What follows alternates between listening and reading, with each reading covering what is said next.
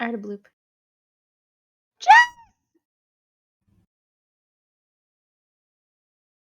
Oh, wait. I should be freaking out. Ah, it's Ava!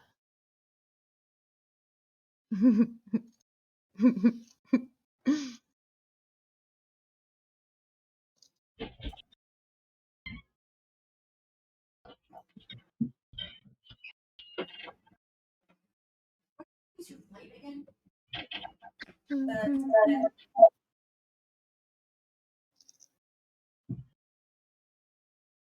don't have time.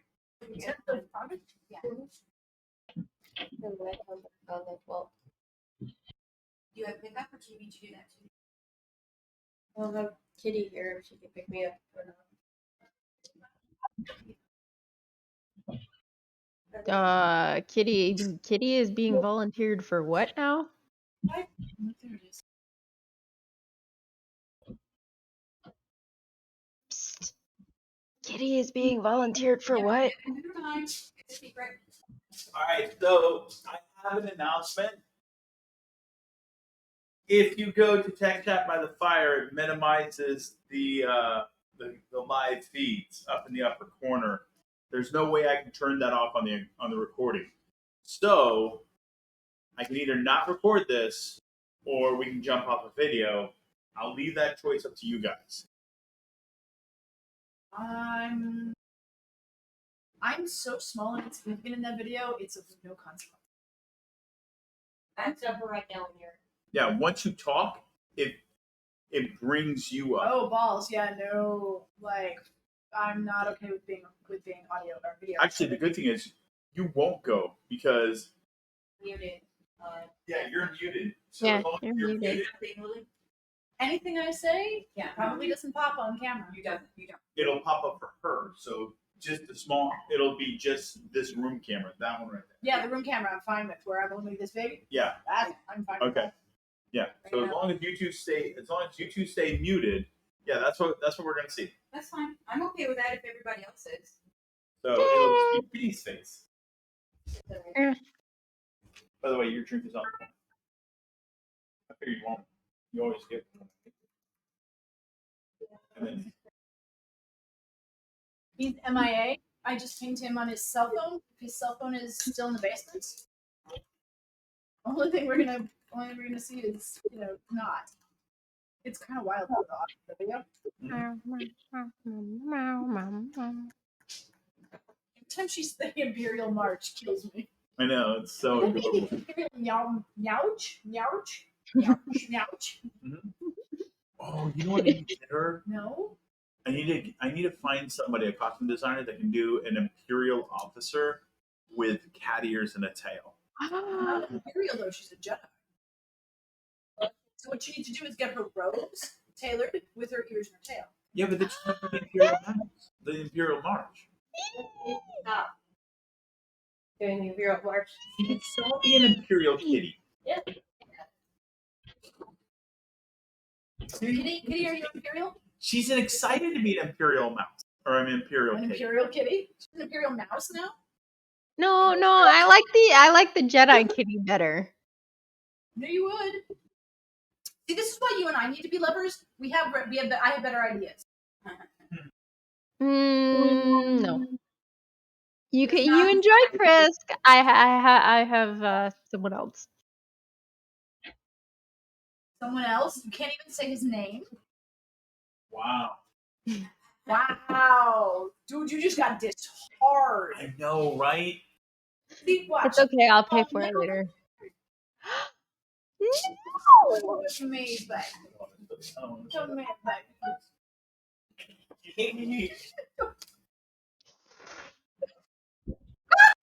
You want to see the hairy eyeball I just got from your girl? I still love her. 'Cause she's Oh, no, you didn't. Come and play, little kid. Dustin will be back in a minute. He got called up to do some food stuff. Okay, all right. You must be the roommate. Yes. Hi, Shane. Hi, Hi, Shane. Jane. Wow. Hello. Yeah. Well, roommate for another week, 2 weeks ish. So. Yeah. Hey, Shane, your flight's down, dude. Oh no, it's just the pants. It's not even open. It's just flat. It's weird. I gotta like duct tape them down or something. Tell you what you don't know is that you just got recorded on YouTube with that gig. I'll send you a link. Oh my gosh. Really, dude? Really? Love you, Shane. He's drunk. Oh, Michael or Shane? Don't assume that Shane is drunk. You don't know that. Michael's definitely not drunk yet, and I'm not gonna get drunk off of this. Not off of one margarita. Jesus. Uh-oh. Good. And then it's over here. I didn't eat anything. I need a napkin. So, if you guys want, we can start with Tassara going after the transceiver. I don't know where the neuro is. I did ping wander. Now, Same here. had you wanted to do anything with us as a group in the cargo bay You before had. we leave? I mean, you had already stated you were leaving anyway. Yeah, but you said we were all going to be together. Right. That's kind of why I was like, I don't- I don't care. I don't mind. I mean, Tassara's already declared her action. I just wanted a starting point for everybody to go from, and because Duro's not here, you know, I got nothing. Okay. So. I'm fine with that. So you guys don't have to sneak anymore. Go down the manhole. You know the path well. You see the cave in you caused. It's a satisfaction. Aw, poor Sith. Teardrop. Uh-huh. You know. Chiri's like taps you on the shoulder and yells, "Tag, you're it!" and bolts down the hall, down the corridor. And Tassara takes off running after her and Okay. is laughing. Give me a Of course you would ask. a fortitude save. That's going to be fun on the recording. Yeah, let me Hey, Suki, just give me a heads up.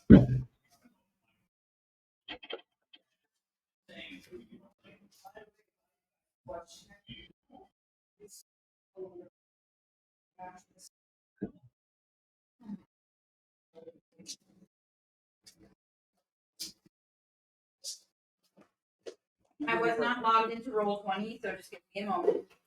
No, it was on her way to help you, babe.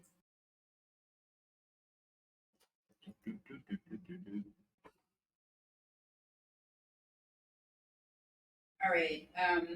I'm not having any luck here getting into my Roll 20. Roll20 on my iPad. So give me a moment. Have a moment.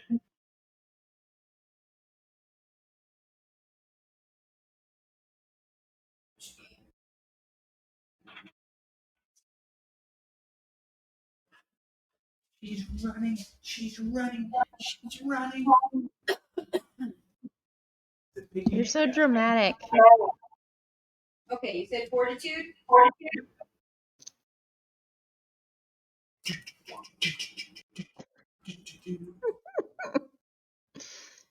19. So you're easily keeping up with her, laughing, and she is darting and zipping, and you know you can feel her pulling the force around her, Okay. you know, and enhancing her speed with it. Not greatly. I mean, Jesus Christ, she's still just a kid, you know, but you know she is, you know, giving a good workout, and she leaps up on the side of the walls and tries to like keep her best to keep away from you. And she circles around a corner. Give me a spot check. Meow,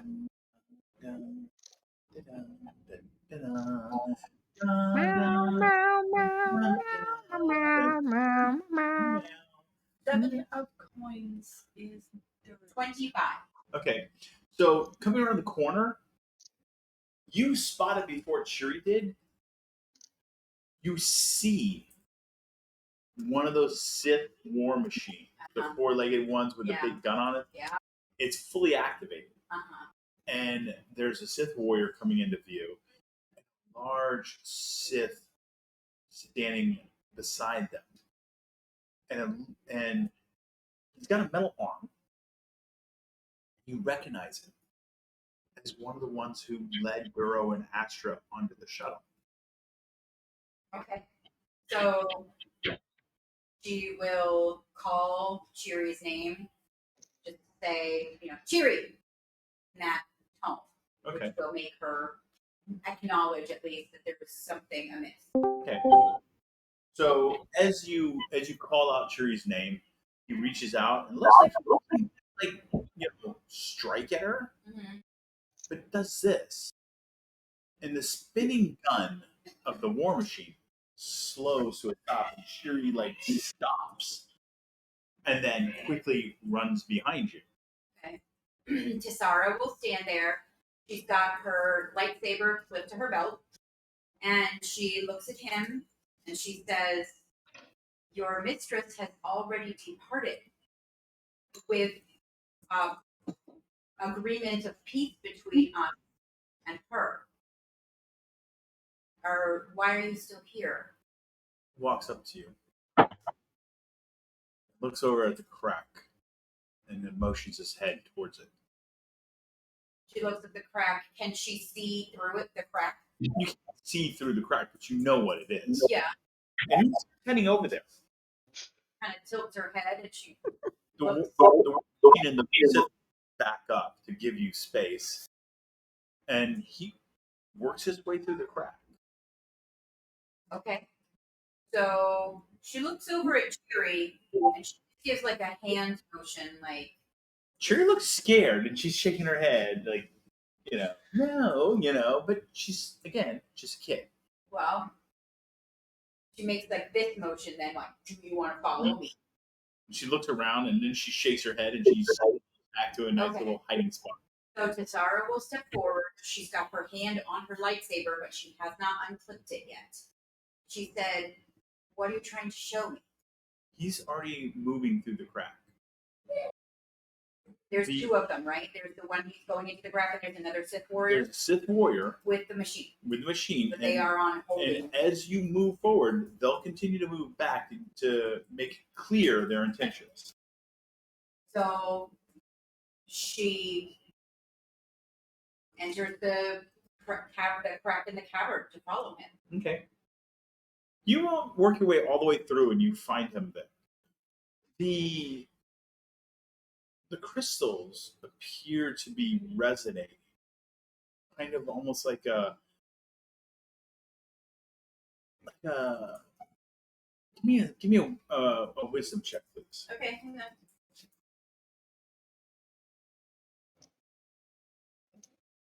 So, is this picking up my voice? Yep. Oh God, I got a 5. Okay. A 5. Please let me know if you're not picking up my voice.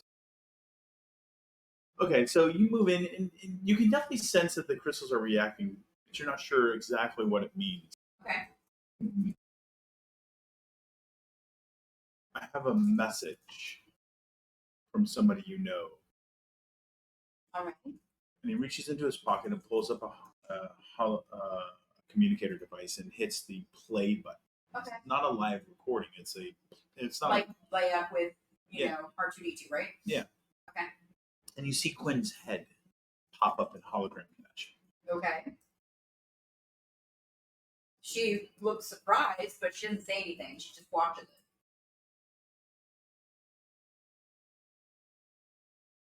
You all have been deceived. The Queen is more the monster than you have ever imagined. But, and he looks side to side, almost nervously. What you must know is that you have friends. I've instructed my messenger here to deliver a token of peace a token of favor on your agreement. Take this message directly to Duro Thatan.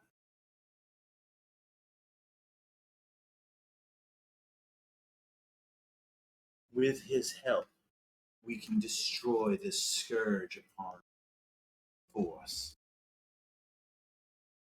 There are more Sith. Don't trust her. who see her as weak. This alliance between light and dawn cannot hold and would only bring the destruction of both. There is no twilight between dawn and night. There has to be the clear, defined border. Tell Dura, if he accepts my offer, we can overthrow the queen together. And in doing so, I can keep much of the empire together. Whatever he needs of her, I can deliver. I have but one demand that's non-negotiable. You have the clone. Keep her. I have no use of her. Astra has fallen to the dark side. I know this in my heart. I intend to keep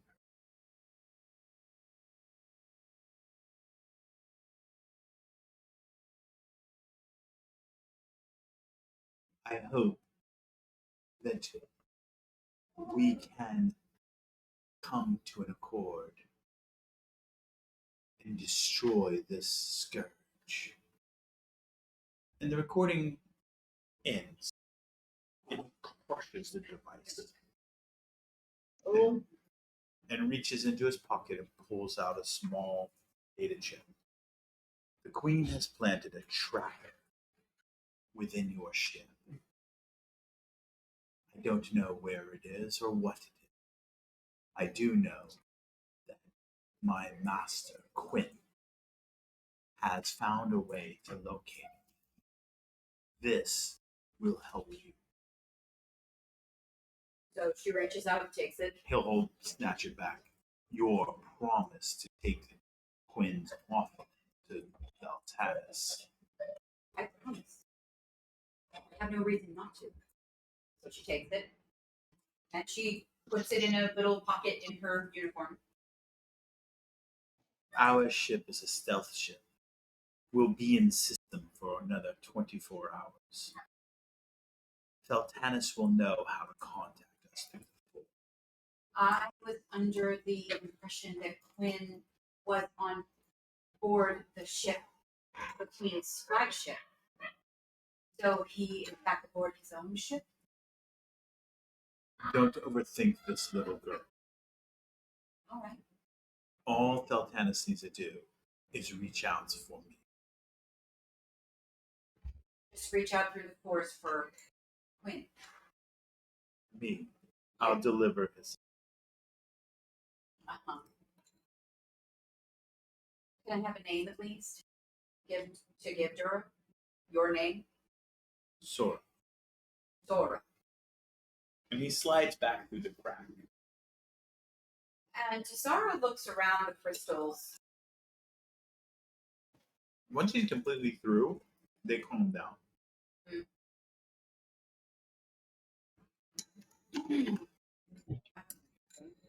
So she waits a few moments, until she knows she's not going to be with him inside the crack that he exited, and then she quickly makes her way through. You gonna get the relay or the transceiver? Yes. Okay. You Yes. snatch up the transceiver and all the cable, and then work your way through. Yeah. They'll give him plenty of time. By the time you get back through, Shuri's the only one in the tunnel. Okay. Does she look still scared? She looks shaken and rattled. Tisara says, "Which way did they go when they exited? That way. Was it out of character? The opposite It was direction. the opposite direction. Okay. All right. I've got the transceiver and the cables. I have the relay. Excellent. Jura has a quick question. And Is the dude a weak way? What? Is the dude a weak way? is the dude a weak way? That's what she said. I don't know what weak way means. An alien species? Is he asking if the Sith is a weak way? Sort of bulk. That could be interesting. Is this dude a weak way? Question mark. No, I he's don't know. Versus what?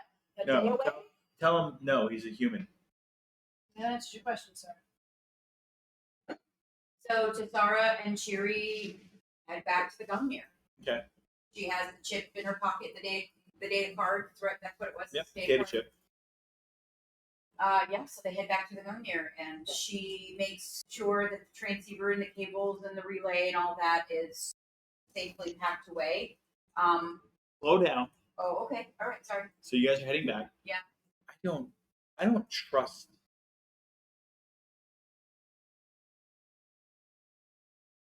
I don't like them.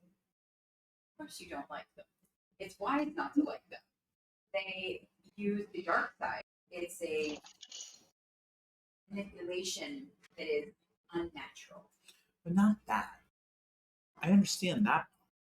I don't like them because they're the people that enslaved my entire village. You didn't see what he did to my people. Sorry, Cheery. You want to talk about it while we talk? Tell me what happened. Well, you want to tell me what he wanted to talk to you about? Yeah, he wants me to send a message to Duro. Cowards, too. They can't deliver their own messages. Well, he could have tried. I don't know as if he would have made it. I don't mind being the go-between. I was in no danger. He did not pose a threat to me. He just simply relayed a message. And I will relay that message to Duro. They went the other way. We're not in danger from them anymore. That we know of right now. It would be naive of us if 100% out of danger. It does tell me they're still on the planet. So there's that. But Kosh won't be happy. They came in the dead of night. We had known that there were off-worlders causing problems. The council had posted, the elders had posted extra guards, and yet they were able to easily overcome them.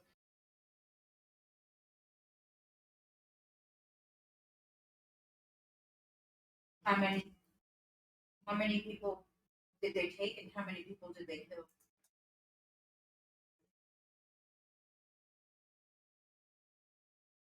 They took everyone from my village. Whether they were alive or dead, doesn't matter. The lives that was once my village. I went back. Well, I was taken back a year later. They were, what did they say? Harvesting. Harvesting what? My people. We camped for the night. And Sora was laughing. And he threw a rock at me and asked me if I recognized anything. I was too shaken, too distracted to notice. Clearing next to the river that we had camped at. It was where my village had once stood. It had destroyed everything and made it as if the village itself had never been there.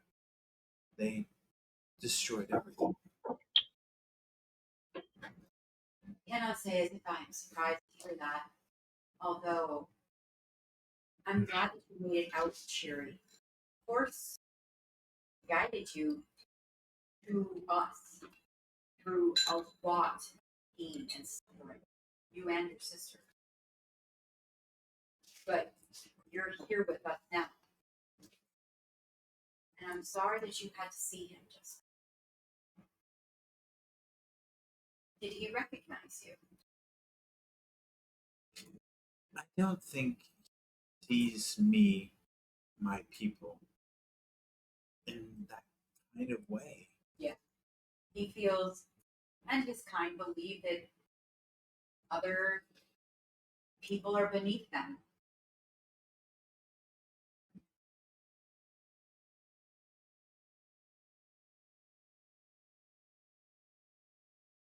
I wish Duro had been able to rescue more of the children aboard her ship. The people does not have to even be children, frankly. I can understand why they took me and sisters. I can understand that. We are touched by the ribbon. We can see things that other people can't. I don't understand why she had other people aboard her ship that weren't touched. Cesara smiles in sort of a terrible way and says, just because she can. Because she takes whatever she wants. And very few people are able to stop her.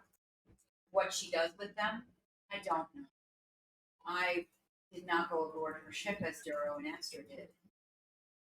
But I'm sure we'll hear more from them about what they saw. If you had gone, you would have probably rescued more. I would have sure tried.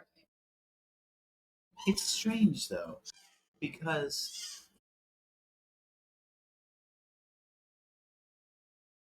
I had been their slave for several years, but I wasn't the first of my people to be enslaved by them. The girl that died before you guys rescued us, she'd been a slave twice as long as I have. What did she die of? Did they just simply overwork her? Push her too hard? But it was before the queen. So it was Quinn? No, before Quinn. Well, no, I'm sorry, I'm confused. They had to go find something. The queen had demanded something of Quinn. Something that was so important, she had to speak to him personally about it. Do you know what it was? No, Where did he go to get it? we never made it. But we were told to search. And so he took her. She was the most experienced. And had a droid, like a ball, with no arms or legs. It just kept putting stuff in her. She begged. She begged him to let her rest. And he refused. Quinn refused. Yes. Became Quinn. Yes.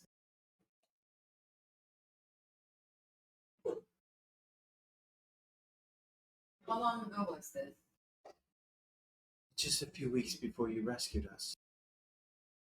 It was the reason why we were where we were. Quinn was trying to figure out what went wrong, what caused her to die, before subjecting the rest of us to whatever was he wanted. So basically, she was his test subject. I once knew him before he became this big that he is.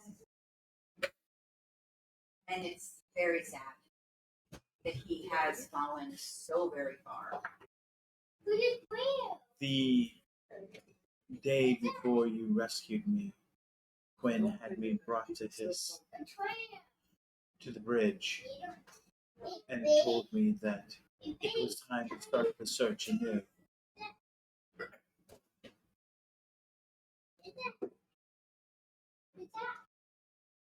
No, she's in private chat. You can tell by the blush. Yeah, out of character really is cracking up over here in the corner. Yeah. Yes. I mean, I'm not going to say who, Chris, is absolutely causing our Hodge to blush.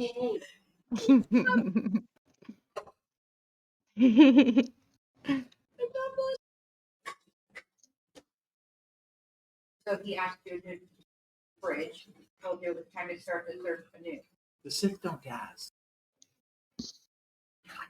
They came in the middle of the night and drugged me from my bed.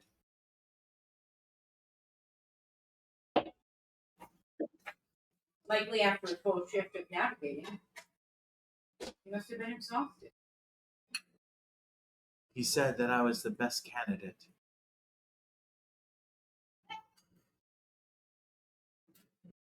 She makes a face. What did he do, Cheery?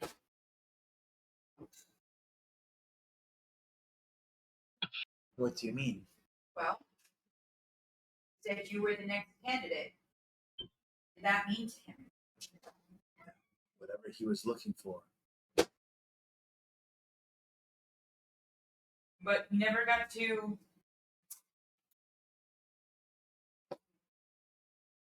You never got to actually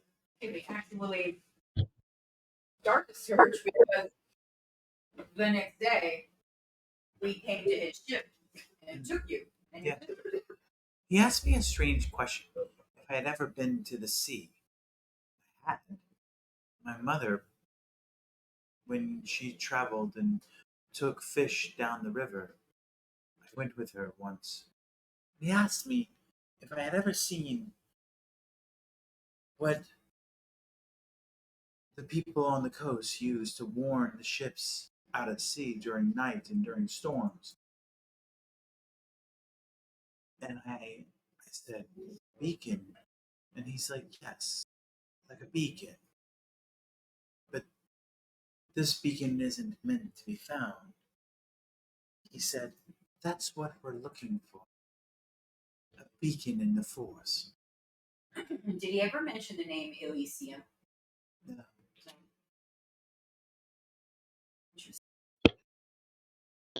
Did he ever say why he was looking for it, other than the fact the Queen wanted it? Never even said the Queen wanted it.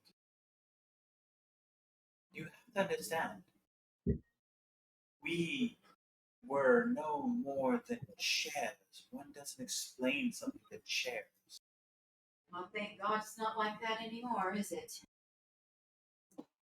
I'm going to be like Duro. Sorry, you wouldn't say Duro. I'm going to be like Master Tantanus. I'm going to be a true hero.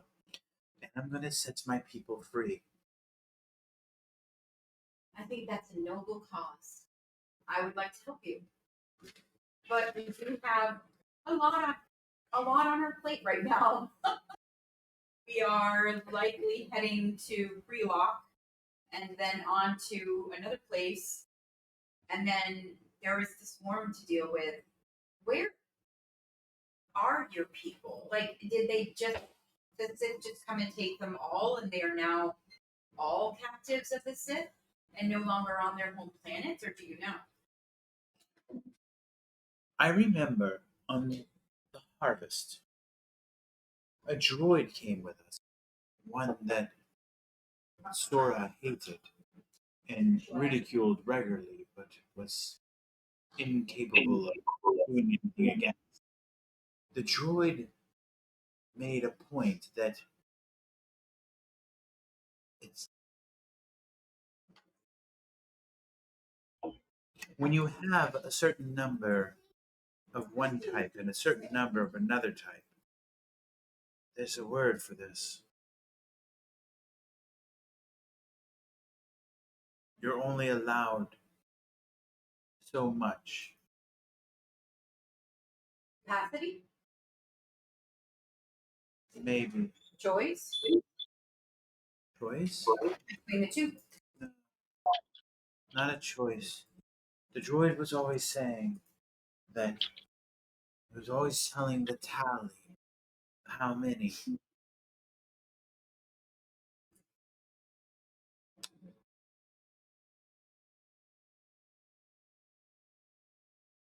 That there was a limit. Quota. Quota, yes. That there was only a certain quota that was allowed to be taken. Odd. I wonder why. Perhaps they would gain the attention if they took too many all at once. They would be retaliated upon by another. I mean, Your people, Cheery, they have like a governing group of people or a warrior sort of group of people that might come to the aid of those being taken if too many were taken? My father was a blacksmith. He was also a warrior, and he was also part of the government, as you call it. He was an elder. And they would talk and come up with decisions. And then those decisions would be talked with the next village over. And there was no larger government like here on Walkerlets. Alright. Interesting. Then, for some reason, they decided there was only a certain number of your people that they could take and no more. That is questionable to me. There always has to be a reason that people do things. It's, I will tell Duro what you said. It may be very important to him for him to hear this. Understood. And you go ahead and you guys head back to the Duro. Back on the Gungnir, now that Hodge is no longer blushing. But middle finger has been issued. I know, right? So we have Hodge, Duro, and Chris in the cargo bay of the Gungnir. The children are playing. Guys, feel free to interact. We are picking up within the threads of The next chapter. next chapter. The crew you have here.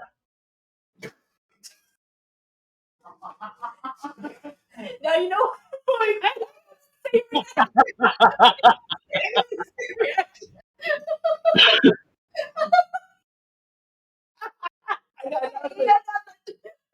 You know what he looks like? Bro, well, I'll say the Dark Crystal. No. Yeah, Skeksis. What Dark Crystal are you watching? Oh my gosh, the Skeksis from the Dark Crystal. Yes. He's a sexy? Well, I mean, I'm Skeksis. mispronouncing it, but we can call him sexy. I mean, he is sexy. Skeksis, right? Skeksis. Skeksis. Skeksis. Hey, you have to wear that when having sex with, Oh, You know this is being recorded, right? You want the real complication? Try drinking a soda.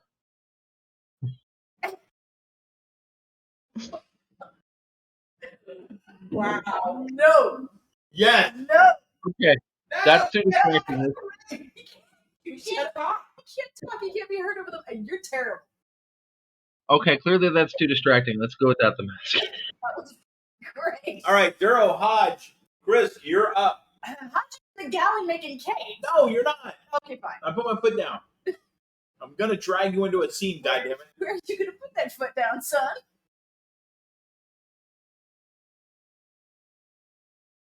We're recording. That's all I gotta say. Is Asher there too? Yes, because Asher is playing with the kids.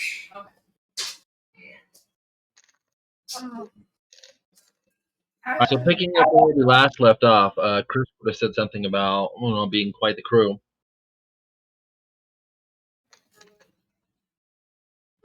What? Oh, can you repeat what he said?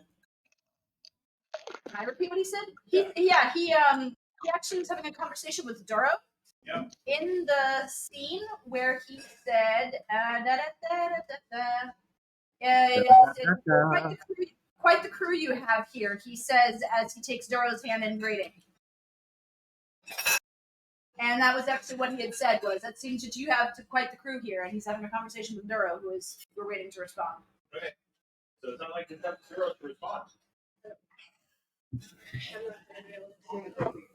I can't hear Duro at all. Hold on. Let me fix it. Okay.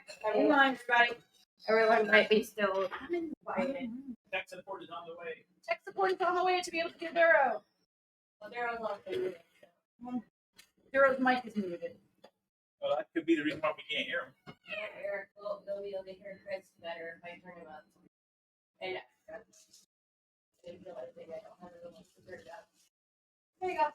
Now we're on. Master Deltanis, are you there, sir? Duro, where Now it's also already not eating. Oh, don't do that. Gosh, we stepped away for 2 minutes and everyone suddenly wants to know my location. Because you're in a scene. Jimmy's here, didn't see it. Hold on, I'll get in costume again.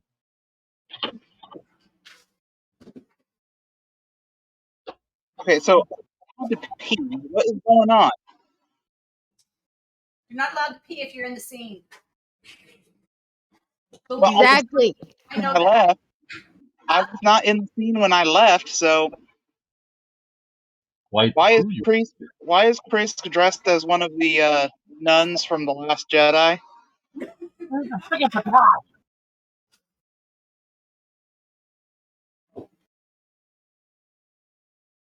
He's in character. He's going method tonight. I didn't know we had one of the frog nuns from Octo with us on the crew. Fine, I'll just put on the helmet of shame instead.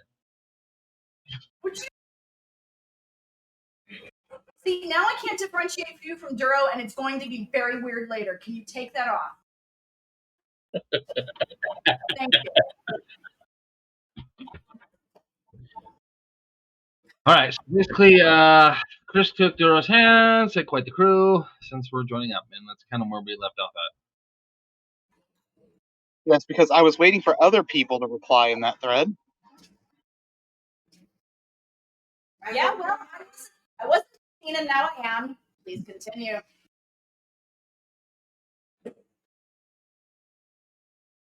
Oh, hang on. This was, what, 4 or 5 days ago? I gotta see where I was.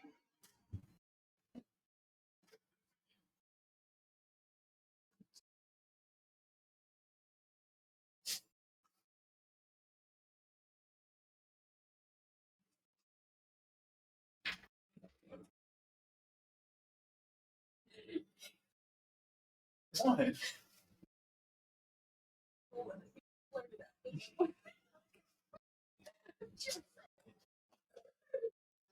Okay, so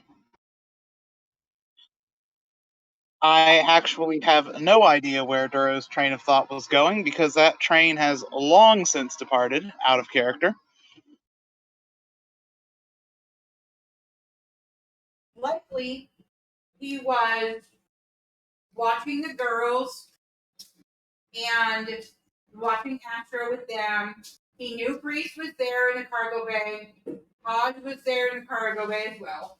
It's like, Asher was also in the cargo bay playing with the girls. Yep. Okay. but Chris was, as captain, he would have likely been, making sure that the Thumnir had everything it needed before whatever comes next is coming. Like, is everything set? Did we get all the supplies and all that? I would think as captain he would be doing that. Don't know if Maybe. that's- Not really. Point is, when I was typing this like 5 days ago, I had an idea where it was going. I now no longer have that idea. So I'm starting 0. Yeah, it's probably best because Mike said this is a pickup from where it was the next morning after everybody we had gotten back, we were safe, everything was cool. This is the next morning after the workout.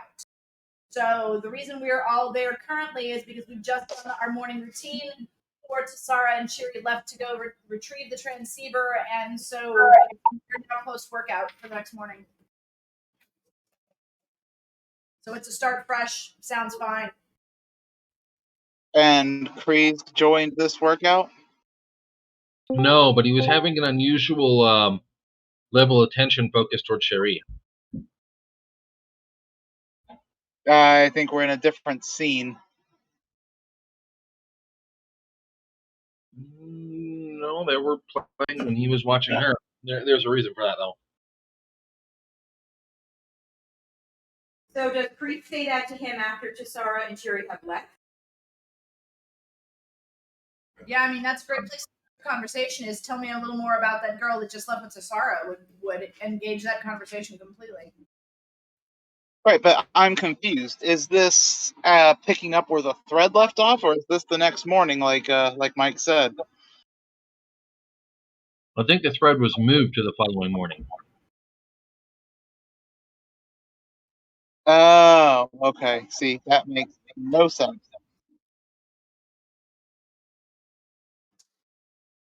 We're just gonna have to throw the logic bubble out the window and just start with where we are, which is in the cargo bay after the workout, and start from ground zero. Honestly, I mean, it's still the conversation can still be Grease walking up to Duro and going, "Hey, tell me a little more about that girl that just left with Tasara." Blah blah.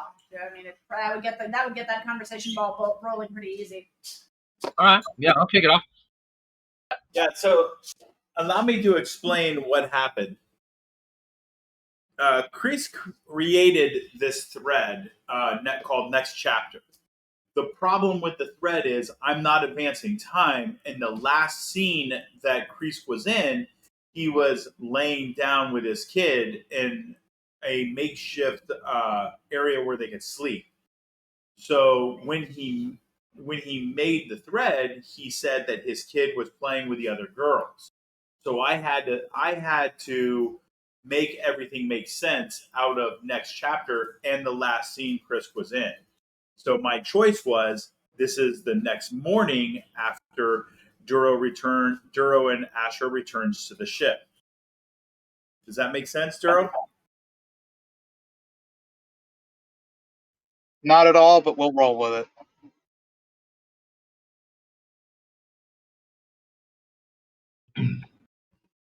All right, so Krish goes up to Duro and keeps looking in the direction where Tisara and Sherry left. And Kiyono says, that one, who was her mother?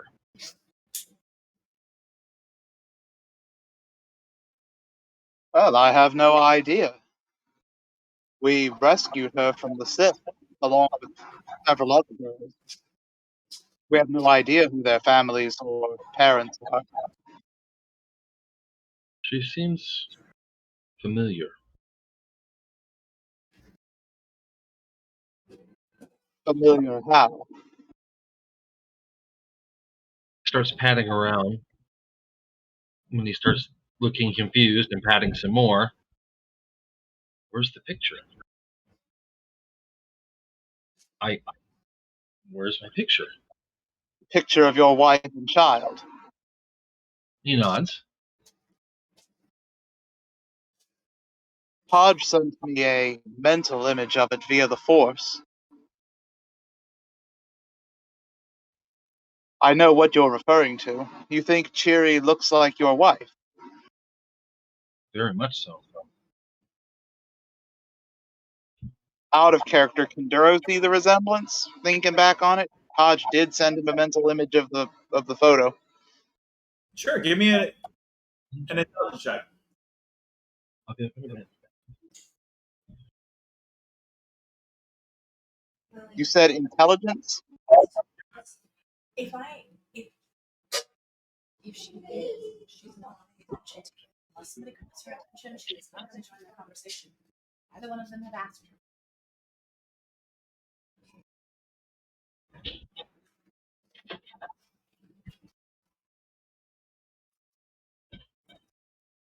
The result is 20. Then yes, you can see the resemblance.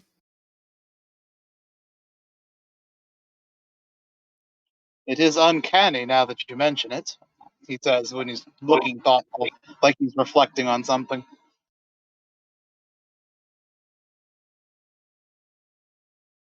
Her mother seems to be tied. Perhaps their mothers were twins or otherwise related. I do not know.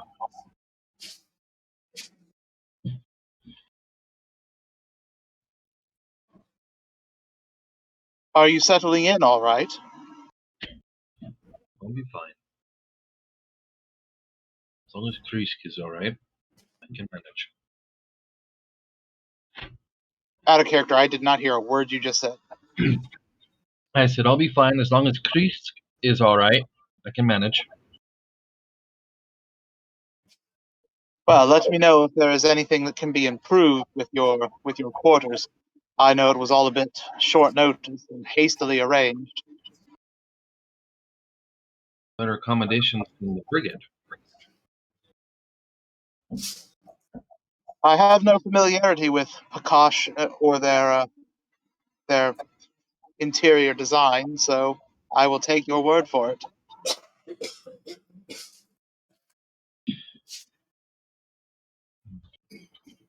So what's next?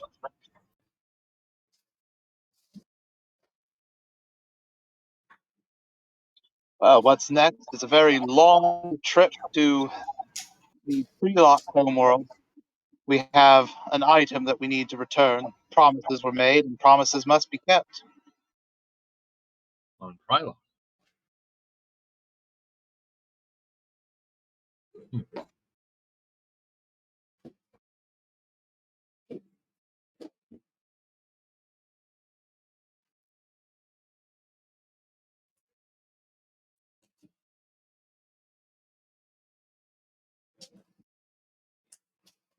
It's just the part where Morgan Freeman narrates the lines.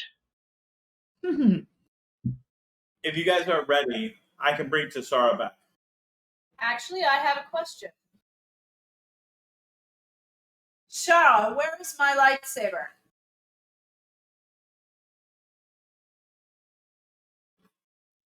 Well, it's in our quarters, obviously. Did you repair it, or is it still dangerous if I try to practice? I repaired it. First thing once I arrived back. A simple enough fix, and I would not want you to pick it up and destroy yourself unnecessarily. Well, thank you for the kindness. Now, if you'll excuse me, I have to go fetch it. I expected it to be here. And she stalks off out of there. You will notice that she stomps off, and that is unusual for her. Not so much around Krisk. That seems pretty normal. Well, that was uncharacteristically brusque. Was it? I've been shouting at her for the last 3 days. Yes, unfortunately, you've gotten to know her in a high-stress, low-sleep situation.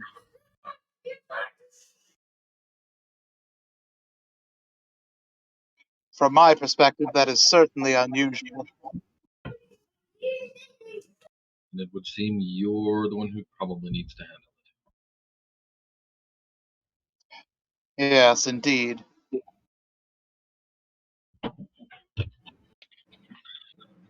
She ends up coming back a few minutes later with the weapon. And when she does, she walks again stomping right past the two guys, activates the saber, and starts wailing away on some box or other in front of her. I thought we had agreed not to destroy the training areas. She whirls around to him with it still lit. Are you volunteering? Do I need to volunteer? She whirls around to him. Again, the lightsaber is still lit. You're too easy a mark. Hodge, what are you doing? In my Dura experience, will step forward. If that's how you'd like to play, then sure, I'll volunteer. you guys Master. She assumes first stance. Duro, as per usual, is not wearing a lightsaber.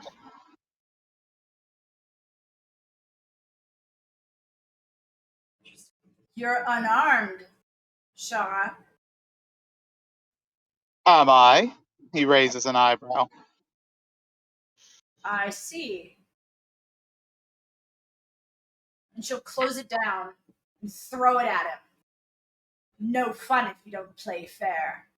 And she turns around and stomps off. He will catch it, but set it down. Have you and Hodge lost your minds? I'm thinking one of us has. I'll The go talk children to are her. still playing in here, Master. It's not And exactly they are on the smart to play with opposite side of the cargo lightsabers. bay. They are on the opposite side of the cargo bay. It's still not exactly smart to be playing with lightsabers with the children in here. Tell that to the Jedi, he'll call over his shoulder as he's following Hodge.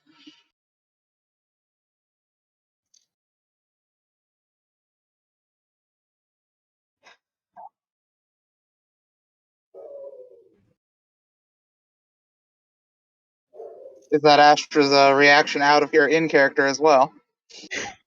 Yeah, she makes that face in character. Master, they are not Jedi recruits. There's a difference between Jedi children and non-Jedi. Unless she is following him, he is not going to hear that. Well, she'll yell that at him. Whether he hears it or not is up to him. Well, if he hears it, he does not acknowledge. He is going after Hodge.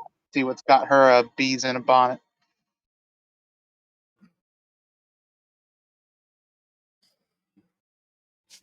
Can she hear him coming up out behind her? Give me a listen check.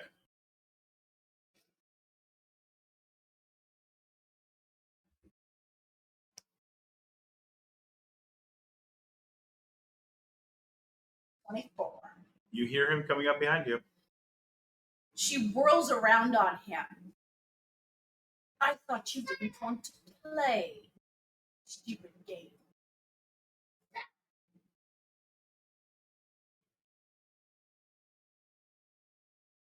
I did not hear you. I had a massive lag spike.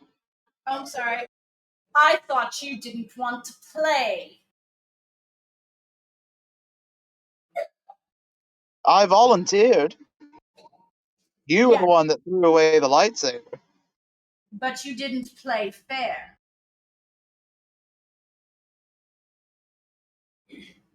I think one Jedi with only the Force is a fair match for an angry Rancor. For an angry, what did you call me? You're stalking around here like an angry Rancor,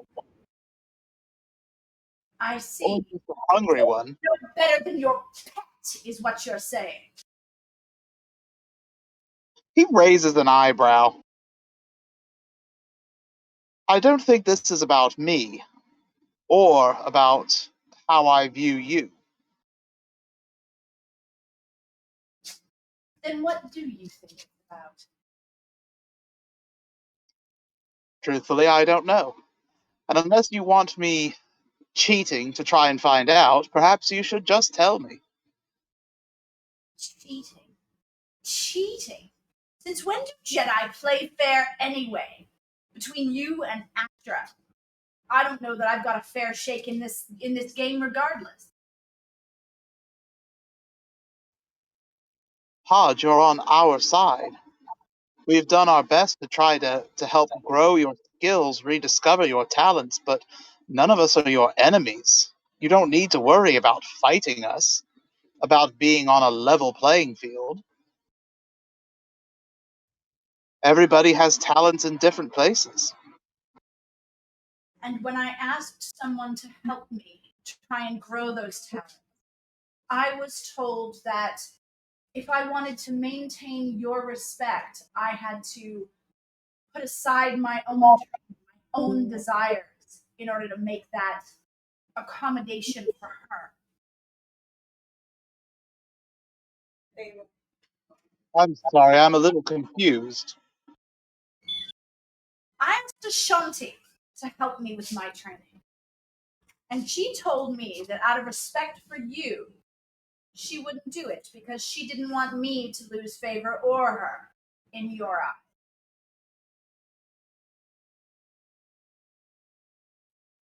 Ah, yes. And that's what got you so irritated. I don't. No, it hasn't. And she puts her hand to her head and closes her eyes. I chalk it up to lack of sleep. He glances around and even makes a show of pulling out his data pad and scrolling across the screen, swiping his finger on it, looking at things on it. I don't see we have very much on our itinerary for today. There's nothing stopping you from getting more sleep. There is. I have duties. I have responsibilities. I have classes to teach and children to look after. We're on shore leave. If the children had classes today, they'd be in class already.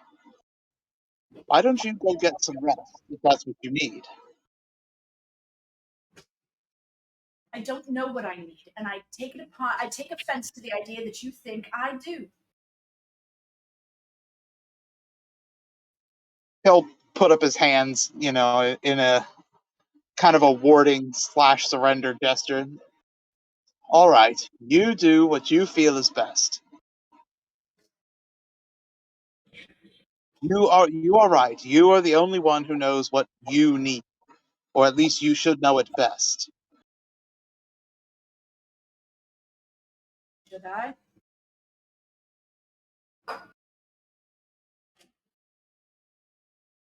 Do I? And you see her make that same gesture.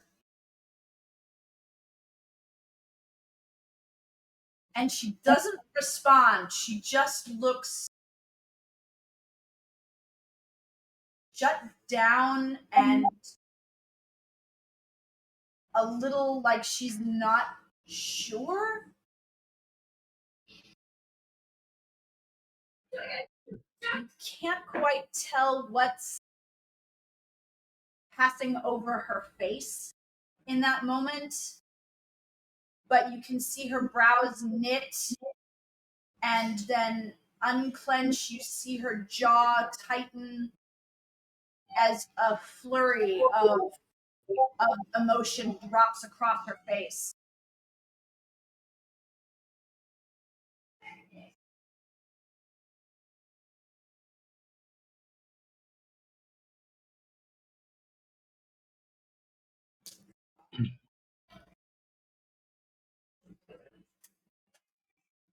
Hero will step in slowly, gently towards her and just wrap her in a hug, hold her close, and just, be there, be the rock. She leans on him for just a moment before he can feel her stiffen a little and wants to pull away, and he can almost feel her muscles tensing in her as she starts to get angry once again, almost like she's being confined. And she looks up at him and she says, I think it's just the stress.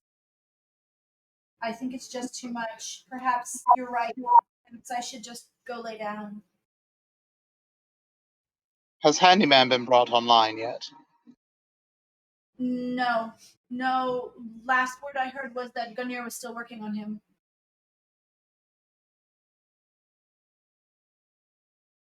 Why? Why do you ask? Well, this is unusual. I would like him to take a look, see if there is anything wrong, if anything happened to you while you were repairing that frigate. I can't imagine anything would have happened. Chris was right there beside me the whole time. I mean, if anything happened, it would have happened to him as well. Perhaps a conversation with him to determine my status.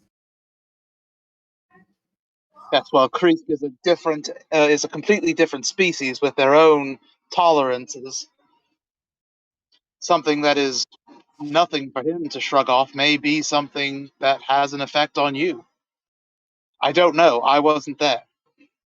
The only thing that happened is that we ate some of the food that had been left behind when the ship was attacked. I can't imagine that the Pakash eat anything so strange that it would be toxic to me. He again raises an eyebrow. What are you thinking? Gosh. Reptilian lizard men. And you can't see what in their diet might not agree with you. Something obviously didn't agree with me. I was just violently ill on board. Right, so would you rather not know for sure whether it was simply the food or if there was something else? Perhaps some form of radiation exposure, coolant leak? You were repairing a ship that was on the verge of destruction.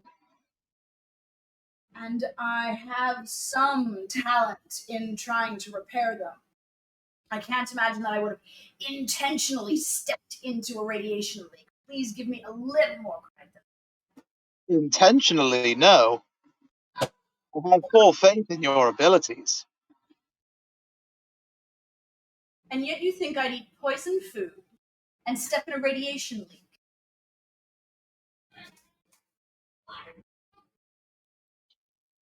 I think that you are not omniscient, and neither am I. Either of us can, through nothing more than ignorance, injure ourselves in alien circumstances. And since something is clearly amiss, I would like to rule out possibilities. If Handyman is not online, perhaps we can discover it ourselves. I'm no stranger to medical equipment. I'm not as well versed in them as Handyman, but I can run a scanner. Plan on locking me in the Bacta tank again. Never. It's a fate I'd not wish on anyone. Prithee, then, Jedi, what did you have in mind? As I said, simple medical scanning. Nothing too in-depth or invasive, unless you want it to be. She raises an eyebrow at his tone of voice. Sounds like you had another sort of examination in mind. Oh, one step at a time. So, in order to get there, I need to go through your test to determine that I'm neither poisoned, nor irradiated, nor what? Sleep deprived? Insane? Or all of the above. Imagine how monstrous that result would be. Insane. Well, that's an interesting coin to toss into the well. How exactly would you find that out? Another trip through my mind? Another tour of the Gunyear, perhaps? I mean, it was so much fun the first time. No. And she looks at it, but it could be. I remember some very interesting sights on that first tour. I was there with you, I remember.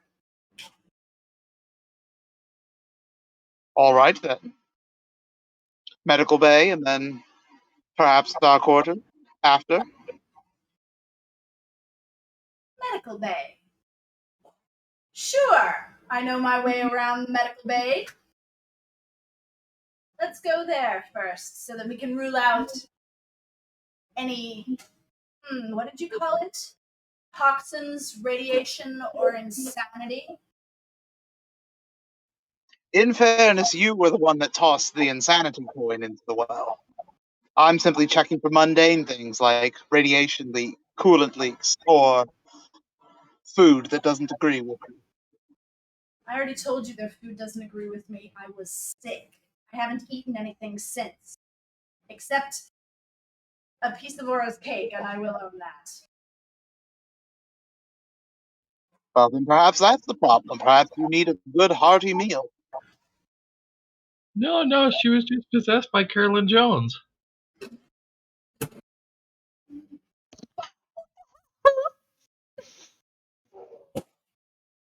Is everybody all right now? No. So, I mean, things are red, so something's going on. do you want to feed me first, or do you want to figure out what's going wrong with me? Decisions. There's a third F in there that I'm curtailing for the benefit of little ears.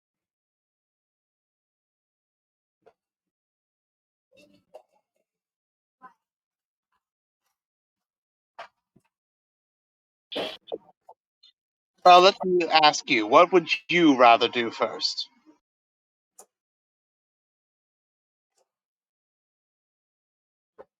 I think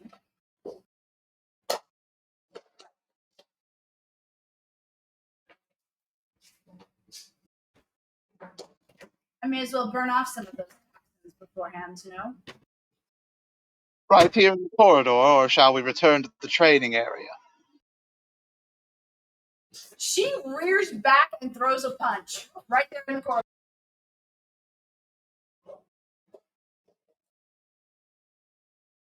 Give me a 10 hit roll. Okay. Let's see. I have unarmed attack in martial arts. Thank you, Doro, for that. So, what is it to hit, Mike? No. You roll your attack. Yeah. Here's the. Where the hell is the little button? Oh, there it is. Hang on. Unarmed attack. 20. Where'd he go? I rolled a 20 versus AC. Okay, so Duro, what's your defense? 21. Flat-footed. 19. So she does connect because it was a. Actually, I'm sorry. Hold on. Let me back up. Duro, give me a sense check, please. Wisdom.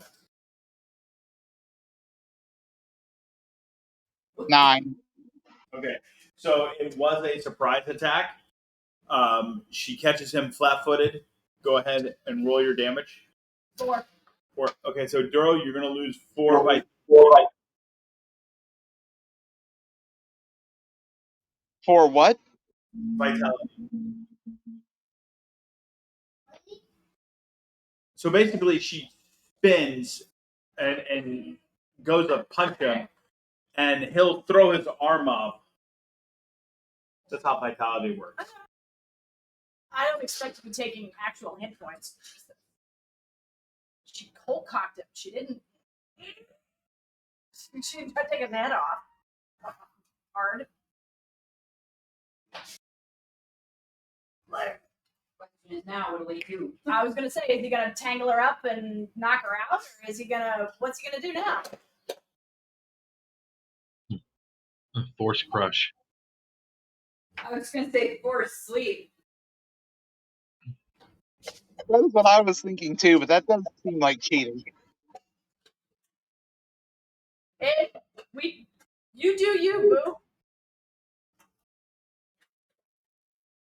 I do not imagine she would be very happy about that when she woke up, though, assuming it succeeded. Honest to God, I'm not sure how she would react. On the one hand, angry that he cheated. On the other hand, oh man, it's so hot that he's such a powerful Jedi Master. Either we can roll the dice on that one, man. I would absolutely be able to figure that out pretty quick. He can also, tangle up her arm and put her in an arm bar and just lock her up that way. Doesn't have to knock her out. Well, yes.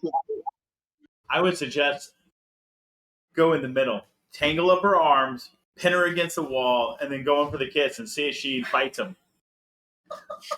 Oh, that's awesome. That was my second thought. I did want to know, though, if he did want to try something like force sleep, does that leave him open to an attack of opportunity? He's using a force skill in melee combat. Yes, she'd get a attack of opportunity. Okay, is there a certain way to roll trying to immobilize her without, like, knocking her out, or is it just a straight-up attack? That'd be It a is straight grapple. attack. So it'd be a touch attack versus opposed strength after making contact with the touch attack. There you go. Or opposed dexterity or escape artist, whatever their skill is that they're using. But yeah, it'd be strength versus that after you successfully touch them. It's been a while since I've studied the combat section. I was pretty well versed in it for a while, but I'm blanking on how to do the touch attack. It's Treat it okay. like a flatfoot. We'll just play the full Madonna. What was that? So we'll just play the full Madonna. When I think about you, I touch myself. Oh. That was the Divinals, not Madonna. Touched himself. Okay, well, Also, Traveler had broken up, so I did not hear how to do the touch attack. roll it like a Roll melee attack, but flatfoot. it's against their flat-footed AC. You're just trying to touch them. Gotcha, okay.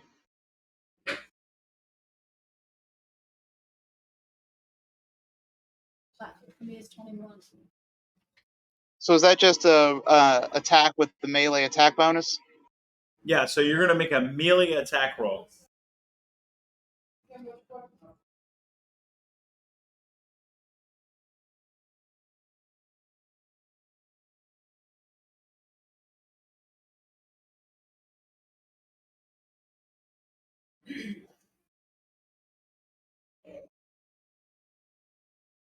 All right, I don't have it preset like Lily does. So, what's the key for just rolling a d20? There's a long bar to the right. The 1, 2, 3, fourth one down should be dice. You should be able to see a d20 about the way down. Just click on the d20.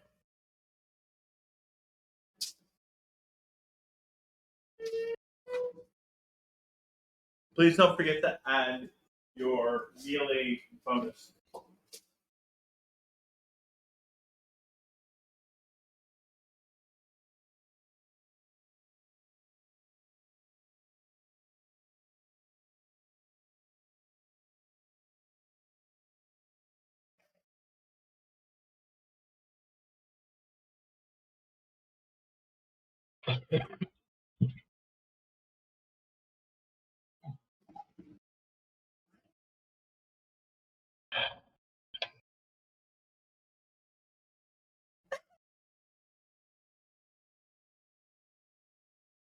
All right, so the total was 13 after adding the bonus. That was a very poor roll. Okay, so you failed to. Do you have martial arts, right?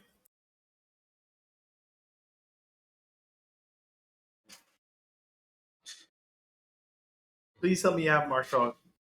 Well, she said earlier he taught her. So Yeah, that means I have the skill, but not necessarily you. I need him to say he has it. It has to be a feat on his character sheet. I do not have it on here. So Okay. please roll an or choose not to take it, but you have an attack against. You have an attack of opportunity. What's that again? rewind, play. I have an Atorka one at my tushy way. You have an attack of opportunity. He tried to melee combat you without martial arts. Yeah, there's two exceptions to that rule. Either a natural weapon, like an animal using claws or teeth, or having the feat martial arts. Otherwise, a martial artist is going to look and be like, oh, slap your hand and backhand you, or something like that. Yeah. Unfortunately, neither of those apply.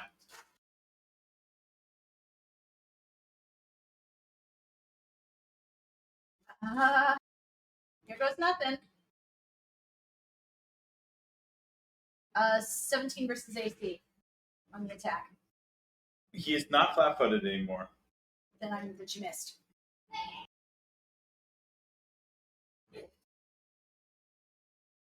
Because your AC is what, 21? Yes, but even flat-footed, it's 19. So With a 17, she would have missed either way. Yeah, it doesn't matter. He's not flat-footed because he knows she's in combat now. Right. It's a wild swing. Yeah. Okay. So now that she completed her AOO, because she failed to strike, Duro, now you get to continue with your grapple. Wait, he can't. How can he continue with his grapple when he failed the Dutch attack? Oh, my bad. I missed that. What are you two doing?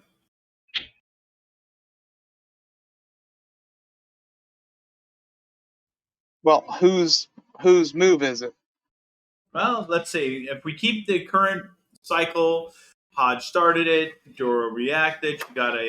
She got an attack of opportunity, so that put it back on Hodge. Hodge, what are you doing? She would. You can watch her face. No. You can watch her face become really. What's the word I'm looking for? Her lip snarls as she looks at him. I thought you were going to be a challenge, Jedi.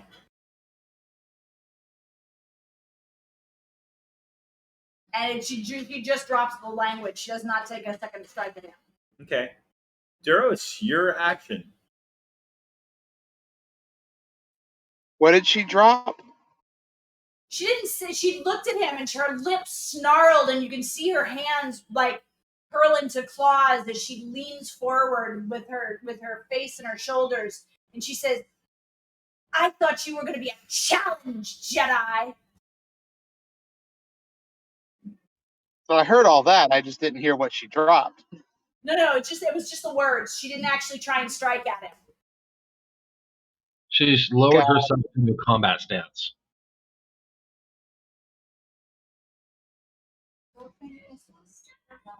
Very well. You want a Jedi challenge? We'll go ahead and roll move object, or do I need to roll? I forget how that works.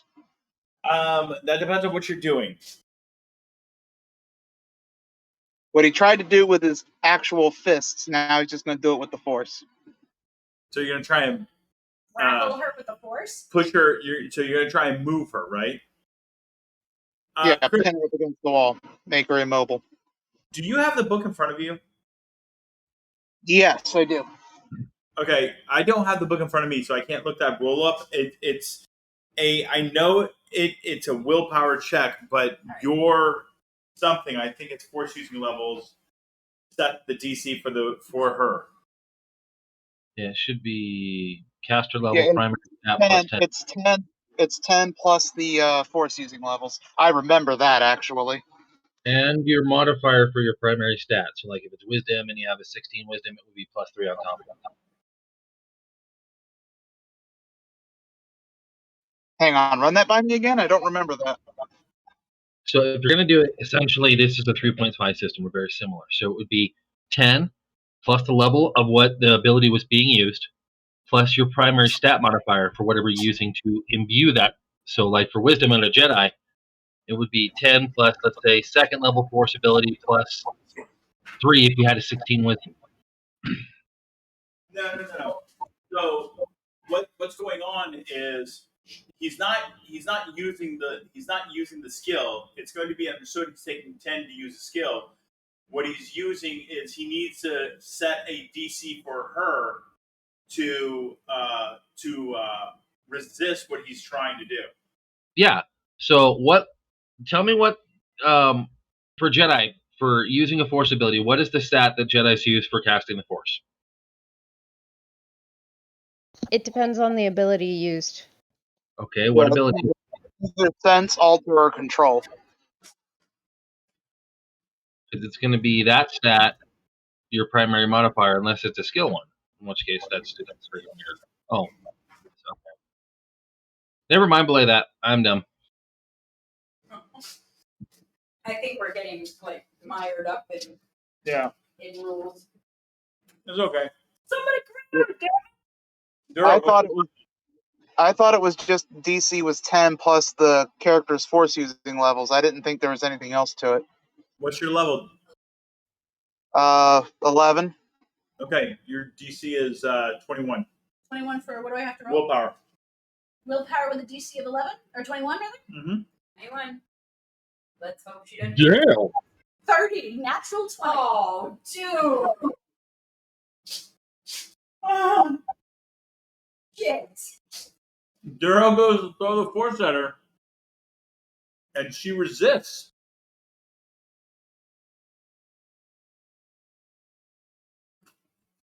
Happening in the hallway. Oh yeah. We don't know if anybody can hear what's going on. Does Astra hear the Right. fight? That's what I was just Or asking. Creed? I mean, they're right Yeah, there. can either of them hear what's going on? No, because the gun gear is big. She goes to try and make a strike at him with martial arts, but what she says to him before she hits him is, "I can hear off somebody else's mic. I expected better from you, Durotheltanis." And she will strike. You know what? If we're gonna play force games, we're gonna play force games. She's gonna blow move object as well. Only this time she's going for a straight shove. Okay. Well, I mean that's what he did. Okay. So what is it? What's your force using levels? She's a level 2 force adept. Okay. But- So that's Duro's DC at 12. Okay. I'm gonna Move object was 12. that was me. I can still hear, so I don't need to be on voice chat anymore. Okay. So She Yeah, rolled this works. I think we're doing it. yeah. rolled a 12 for move object. Okay, Duro. Willpower 12.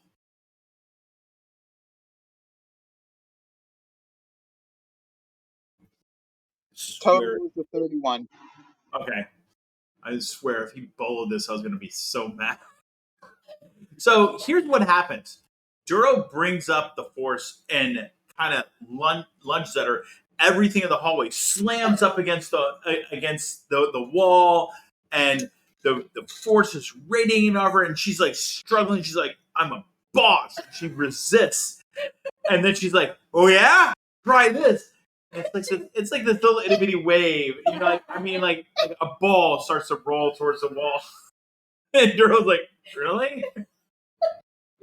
Oh wait! I think my boot came untied.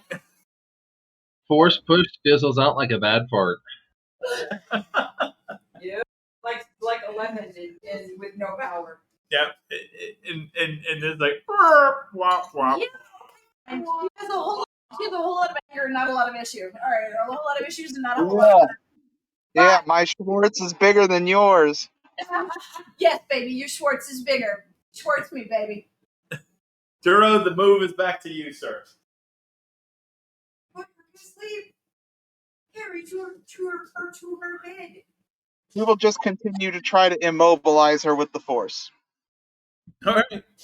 Okay. Some things are better. He's not even breaking his original stance. He's just continuing to channel the force through him to until basically. Same DC. 1. I have to throw. No, we're waiting on Wander to throw the thing. Do I need to roll or does Lily? No. Because again, he can take 10. Oh, all right. So I need to just roll will. Yeah. 17. 17. That is not enough. So Duro, second attempt, you slam her up against the wall, and she is immobile as long as you hold it there. Remember, you have to spend the vitality to continue to hold her there. And she'll struggle against the How wall. much, how much vitality is that? Move object, we'll say 3 for the first one, 3 for the second one. I'm ballparking it here because I don't have the book in front of me. Oh, somebody blew it off. Daltanis. There he comes. Daltanis is back. Yo, homie. 3 and 3, buddy. Oh, 4 and 4? Already subtracted it. Okay. You can see her physically struggling against the wall. She's trying to get loose. He will come up as if he is going to kiss her, but right before their lips touch, he will whisper, "Was that enough of a challenge for you?" She tries to bite him. He'll step back and laugh.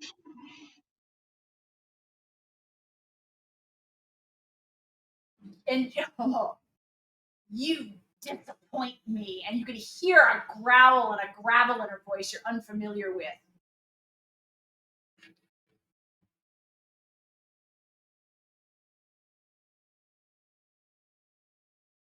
Did you hear that, Duro? I think so. It broke up a little bit, but I think I got it. Basically, you're smart. You disappoint me. Yeah, that sounds about right.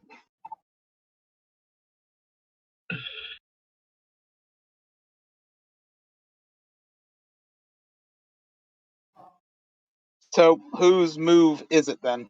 Yours, Ben. Yeah, you have her pinned, dude. Pinned to the wall. Okay, I didn't know if there was a way she could struggle or break it, so. She's not even trying. She's just spitting fire. Words only. Then he will give her a quick kiss and then let her go. It darkens her, and you watch her eyes flutter, and her face gets so confused. Like she can't quite process what just happened.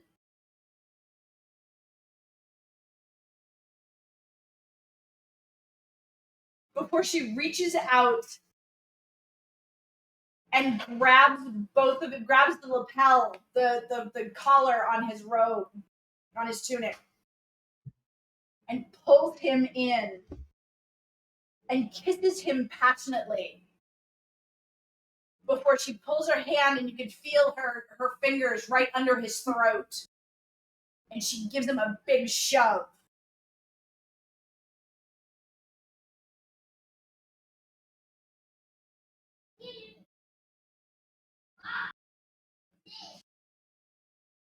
Do I need to roll it?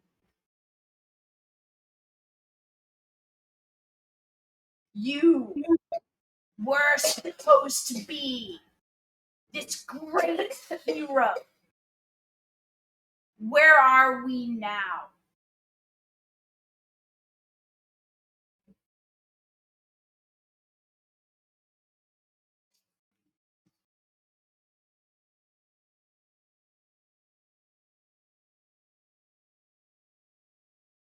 I'm not really sure. Hey, what I drink? He would glance around and add, "I believe on the Gungnir, though I'm beginning to doubt that." Doubt? Doubt? Seems you do that a lot lately.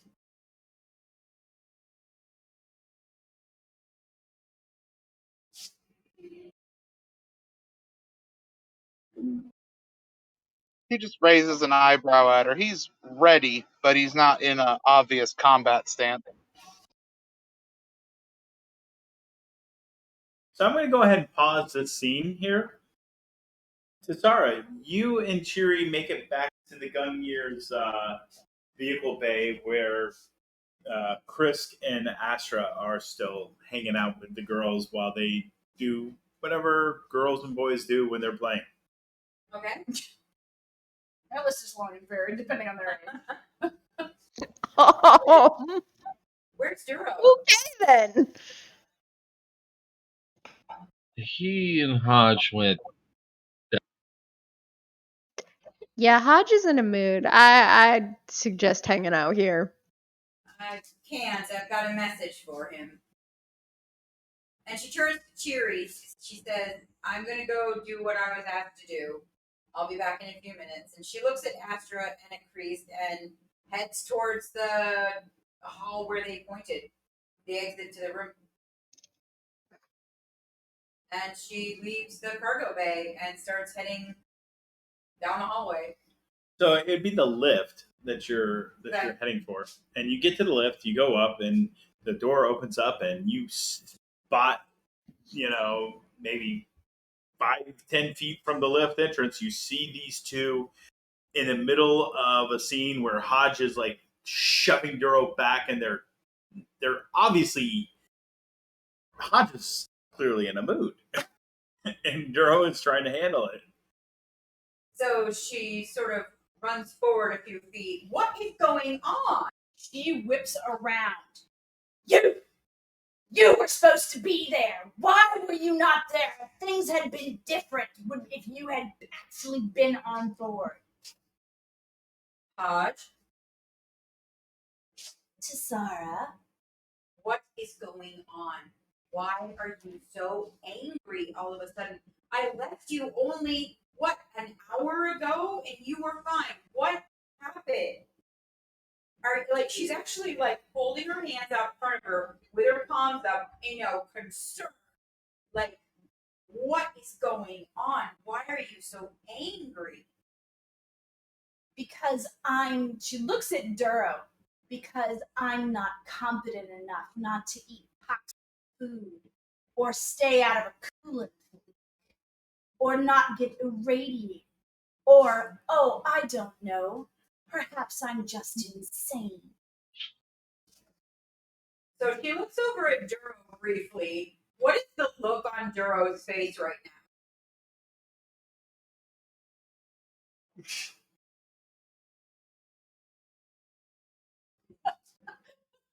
No, I see it. I'm like, my yelling, looking at Duro. What is it? We're being yelled at. In silence, we're being yelled at. Just the face palm? Is that what you got? I was face palming because I was trying to give the storyteller instructions before Hodge got her whole rant out, but apparently nobody is reading the text chat. No, we are. It's just that Tasara is like, what the hell are you doing? So I need you to go ahead and roll affect mind, please. I'm gonna have to go get my book. I'll be right back. So we broke the storyteller. He has to go get his picture. Mine 16. Nice. Yeah, and if you look at what the dice actually rolled, I'm like, why am I lowballing tonight? Okay, so just for clarification's sake, while Mike is getting his core rule book, do you do that action before Tasara turns in your direction to get clarification of the look on your face or your body language or anything?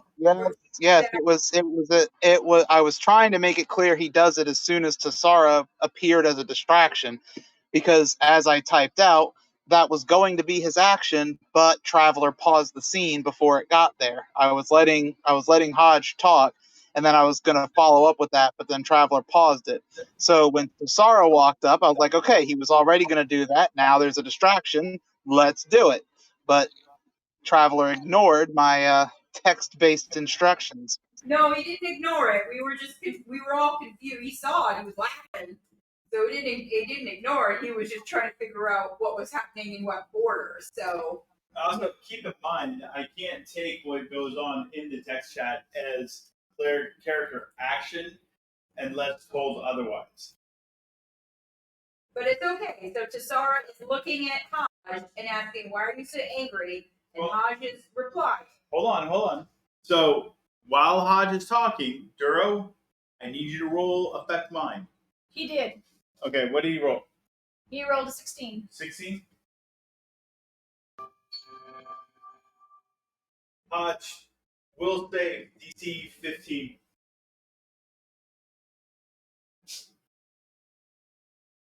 $28. Oh, Jesus.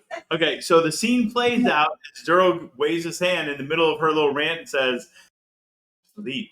And she, and she no, because you were distracted, and Tisara turns to Duro, and then that's where we still are. Okay. So go ahead. So Tisara turns to Duro to she heard him say that. So she actually literally mid-turn hears Duro say sleep, sees his hand move, and her head moves back in Hodge's direction to see what happens. So what does Hodge do? She blinks it to Sarah, cocks her head, turns and looks at Duro. You continue to disappoint me, Jedi. So Tisara looks over at Duro, and she is absolutely, utterly baffled. But if my memory serves, she can see debris in the hallway, right? Didn't he throw a whole bunch of shit at her? No. He didn't throw anything at her. Okay. He just, things moved around the hallway. Okay. There is something you can do. You can assist his next sleep effort. That's what I want to do. So I was pulling up the character sheet. So Tisara is going to force communicate with Duro and say, "Let's do this together." Okay. And so now I have to roll what? You can take 10 on affect mind. Duro, your next affect mind will be at a +2.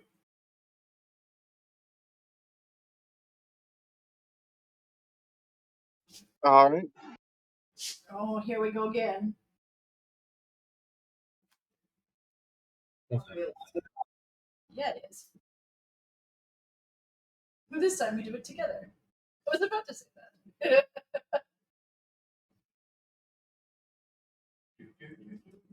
All right. So the total was 28. I rolled a 26. Plus 2 is 28. Your will save is 20. He knocks me out. I got a 17. Okay, she crumples to the floor. Tisara will rush forward to try. Duro was already going to catch her. I was going to type it, but I figured, no, I'm not going to do that. I'll just talk over everybody. That's fine. Good for you, man. Yep, no, I think both of us would rush forward, but you would probably get there faster. There's no getting there. He literally puts his hands out and catches her. Oh, I didn't realize they were that close. I thought they were like. Oh, yeah, no, she goes tits. I can't put that on the recording. She Too goes late. face down with his hand. Okay, so Sarah is like looking at Duro like, what? She's got this, and then she says out loud, "What just happened? Why was she screaming?" I mean, She was Astra screaming. said She was hissing. More than that. Let my character say what she said. Okay. Astra said she was in a bad or foul mood, but that wasn't a bad or foul mood. That was like combative yelling. What happened? Certainly felt like a stranger. Yeah. I don't know.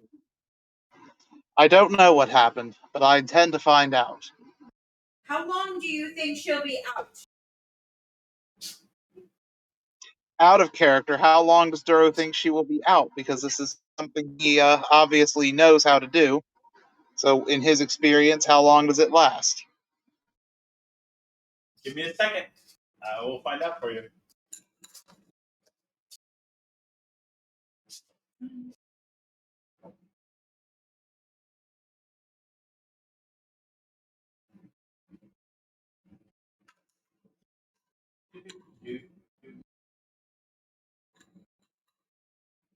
Well, what's going on over there, Haj? You seem to be grinning quite a bit. She That's didn't do because anything. someone is sending her naughty pictures, I'm sure. Now, I would be curious as to who's sending them because I've been on camera the whole time. Maybe I was sending her some art.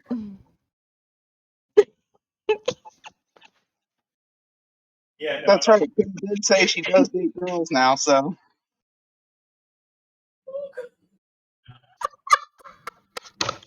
So I'm going to say the effect for the last couple hours.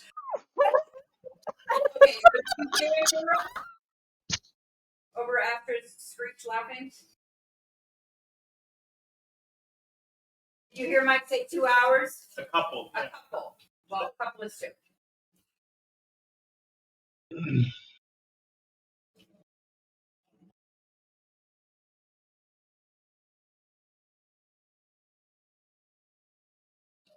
can't hear him. Thank you. The reason why I can't hear. Wanderer, did you hear Amy? I did not hear anybody. 2 hours, roughly. Nice. Yeah. Okay. So that's what Duro would tell her. I'd say 2 hours, give or take. Good. Then let's get her to the med bay and find out why the heck she was acting this way. I mean, Hans can get upset sometimes and a little brisk, but that wasn't brisk. Like, she was attacking you, wasn't she? It was playful. At least I choose to believe it was. Didn't look playful from my end. Like, she looked angrier than I've ever seen her. Her face, her tone of voice, even, was like not right. Well, Duro is carrying her to the medical bay as they are talking. Yeah. He says, I know, but she did hold back. She could have continued attacking a couple of times, and instead she stood by and issued challenges. Which is why I think it may still have been playful at the heart. But Well, okay. I'm not saying that you did or said anything, but when Cherry and I left, she was fine. She was just in the med bay. Like, she had just gotten finished baking that cake for Aura, and she had come back, and we left, and she was fine. Like, she wouldn't say anything really, but she wasn't yelling and snarling like a really angry dog. So something happened between us leaving and me finding you just now. Do you have any ideas?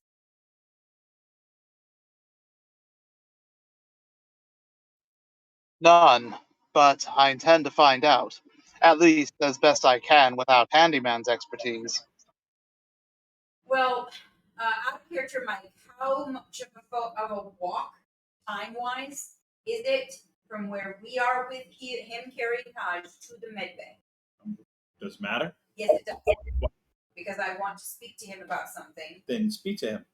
Okay, so we're walking, and Tisara says,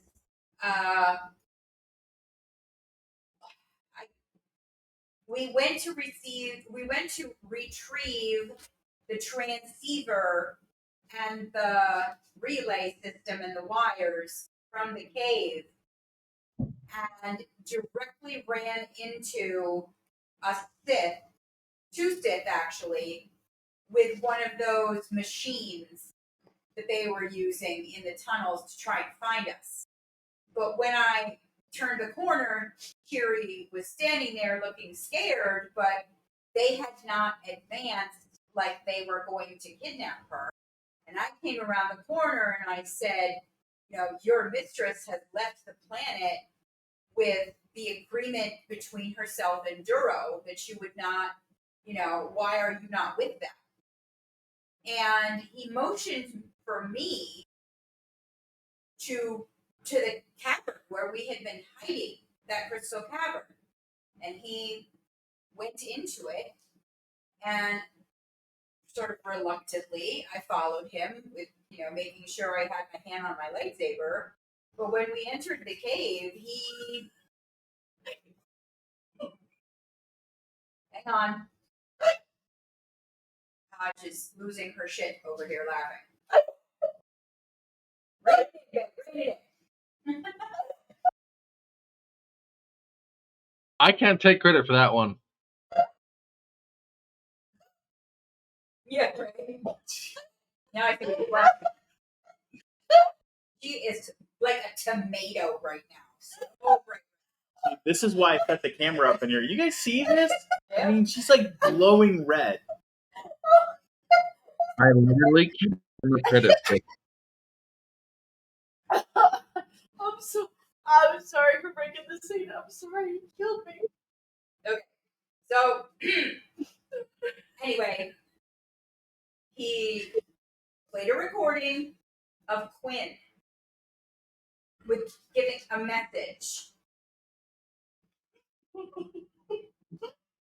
And Quinn was basically saying that the Sith no longer believed in the Queen and that they thought she was weak and that he wanted to team up with you basically to defeat her and wanted me to pass this message on to you.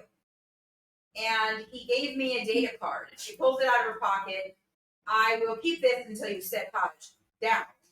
But this is for you. And Quinn apparently was not on the Queen's ship like we thought when she departed, because my last memory was watching him and the other Astra being led to the shuttle that was supposed to take him to the Queen. He said there's one condition that he wants. Hold on a second, I'm trying to remember. Out of character, did he say that he doesn't want Clone Astra to keep Clone Astra? Right? Is that what he said?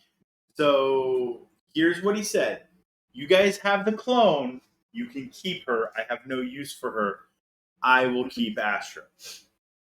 Right. Thank you, Mike. And then he said that Astra has fallen to the dark side. Quote, he knew it. But I think that Quinn has lost most of his senses, his sanity, and is at the very edge of utter breakdown into madness. I did promise I would relay this message to you, but what you do with it is up to you. I said I would relay the message, and I have.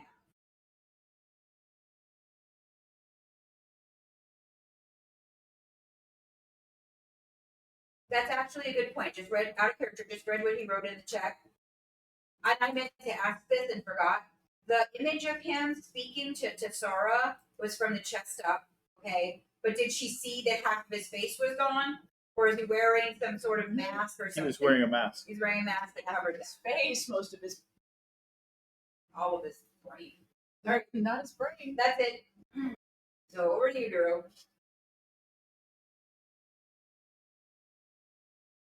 It's okay, Astra. We have some light reading for you.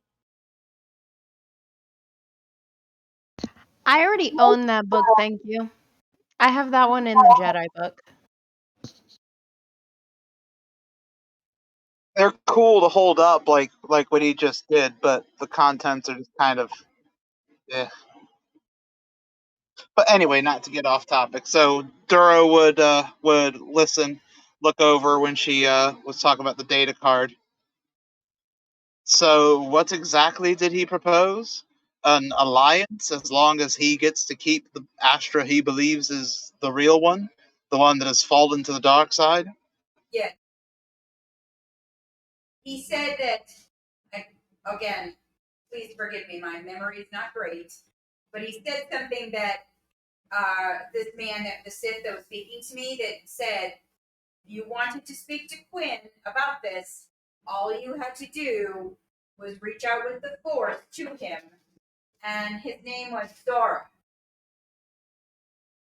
I asked him his name, and he said that was his name, so he said to contact him, not Quinn, but that he was Quinn's man. He was loyal to Quinn. But that he had a way of, that Quinn had some kind of way of defeating her. That she's I don't recall how he worded it, but that like the scourge of and all of this stuff, as if he isn't. Right. Well, I will keep it in mind, but I doubt we will avail ourselves of that resource. I agree. I feel like that's a bad idea, but I do think that that's something that we have to watch on our tail. Is if you decide not to reach out to him, he may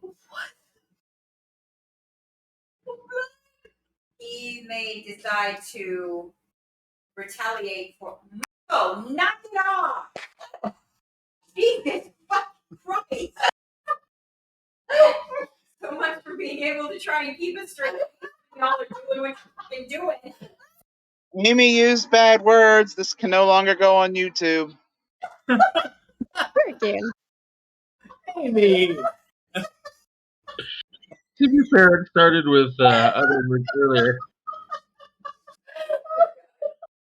Try to control 2-year-olds. They're high and drunk. I'm not drunk. I only had one margarita. I'm just having fun with giggles over here. Can you imagine how fun it'll be with her and Kitty in the same room? Yes. Both intoxicated. I'm gonna die. Sheesh, Traveler, you gotta quit messing with her so we can get through the scene. Okay. Oh, he was being very careful about what he was showing the camera, which was his backside, so y'all didn't see what he was doing with his front side. Not that big. What the Mike, what the hell? I don't know what you're talking about. Innocent a demon, okay? Not at all. I'm not the one giggling and turning colors. Minutes before like a goddamn hyena over there. Sorry, I'm swearing. I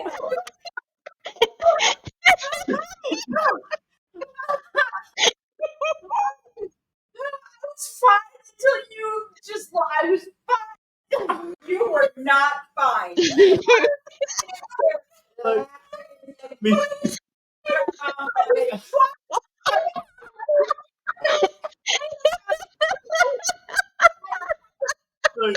Between Duro and Chris sending you dick pics, you were not fine.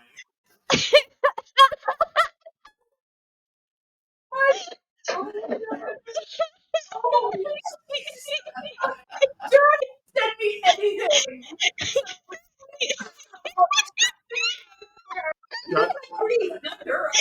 Charlotte is coming. All right, let's bring it in. We can settle this once and for all. All right.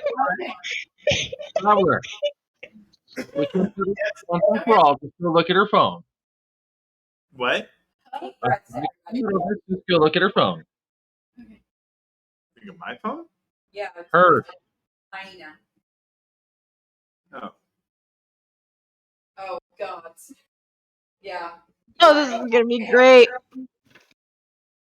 The next time y'all are in a serious scene, I'm gonna start flashing my own tits. It's going on Discord. I mean, on YouTube anymore. Let's get this serious scene going. That's it. What? Okay. All right. Let's Okay, go back to all right. scene. Apologize, Duro and Tasara. Please continue. I don't even remember where You we had just finished recounting. Quinn being out of his tits.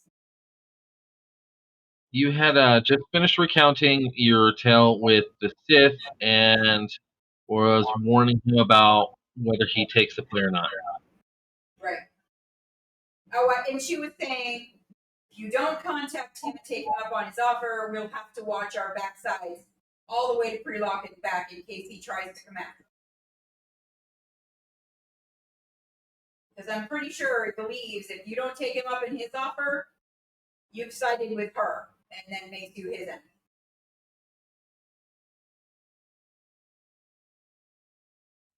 Maybe, but, and he will glance down at Hodge in his arms and say, one crisis at a time.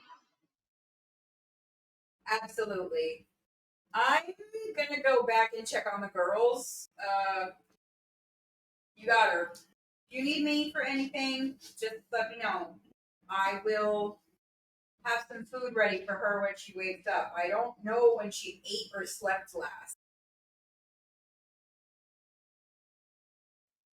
Well, those are things that can also be rectified. The sleeping immediately. The eating will have to wait until she wakes up. Yes. All right, I will catch up with you later. And she nods and heads back to the cargo bay. Duro, you walk into the med bay. You see Gungnir working on Handyman, and she spins her head around on its neck. Ah, another patient, I see. Yes, indeed. How is Handyman coming? Considering that our recent guest used him for target practice, he will be repaired. Well, that was your prognosis last time. I'm asking, what is the progress? 75% repaired already. And estimated time to completion? Another few hours.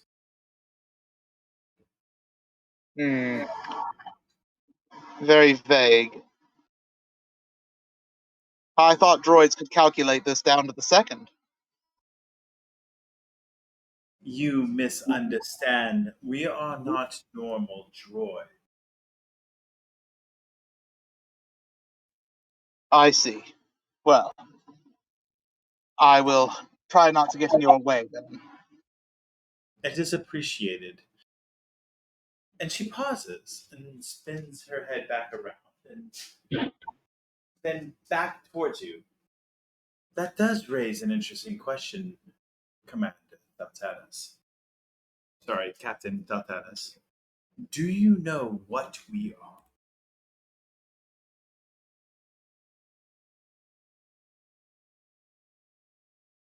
What was that? You broke up a little. She rolls her head around, focuses back on her task, then stops, spins her head back around towards you. That does raise an interesting question. Do you know what we are?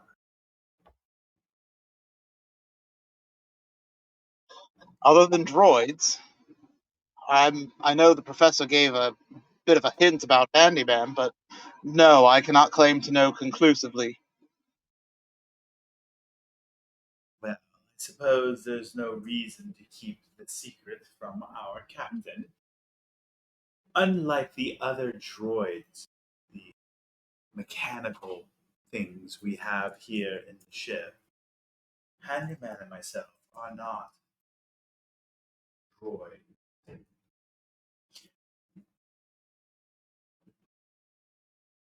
While we lack the complete data files of our origins, what we do know is that the professor found us. You see, not all life in the galaxy was organic.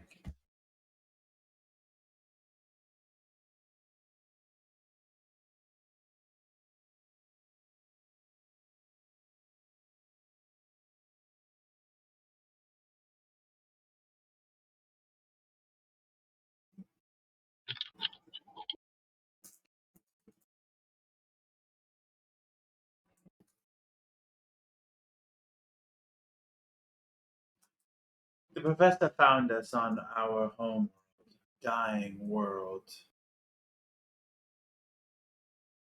The environment destroyed. The cities laid to waste. Deep in the ruins, he found Handyman and myself. We were not together.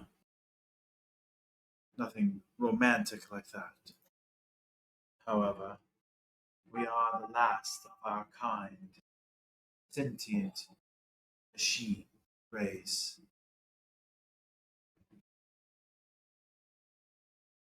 The professor agreed to keep our identities hidden, which is why I assume he lied to you and referred to us simply as droids. We are no more droids than you are.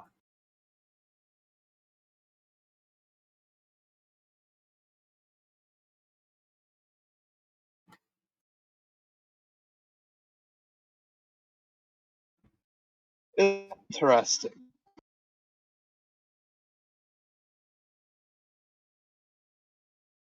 On that same very world, the technology used to create the interconnections of the Gungnir were discovered. It's the reason why I can connect with her so effortlessly.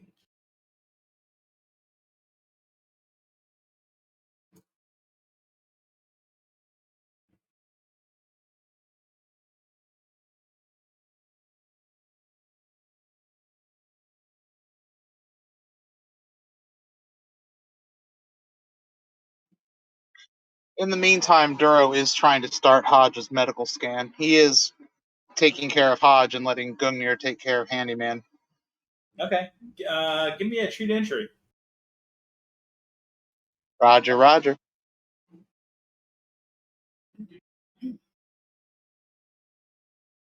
What's your vector, Victor? Oh, natural Nat 20, baby. So you are able to get the scan going. You are also able to start diagnosing. There's nothing physically wrong with her. Oh, battery. You still have your phone? So there's nothing physically wrong with her. There's nothing that you can identify. Based off of what the scan is telling you, is aside from the fact that she has an acute case of pregnancy, there's nothing abnormal with her. You got a nat 20. Leave me alone. I want to reveal that, like, You got a nat 20. punch that. No, I can't. She wanted to tell him. Now she does all medical shit. Well, perhaps if she had not completely lost her shit. Yeah, I was going to say that. Thank you, Amy. Right there. Well, I saw that. We'll put this on YouTube. Watch me. Watch me get flagged, but watch me. For what? You're gonna get demonetized. Can't wait to hear Duro's reply to that. I know, right?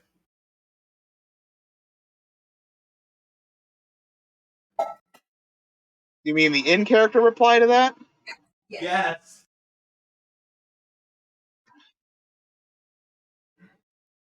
Well, considering that Gungnir is busy with Handyman, he's just going to keep it to himself for now. He's no reaction at all? Really? None that Gungnir can see. Well, it's considering the fact that she's not watching you. You're right. Oh, trust me, the reactions are all internal. Ever the captain, ever the soldier. His face is not showing anything, but inside his mind is going at like 1,000 miles an hour in 12 different directions.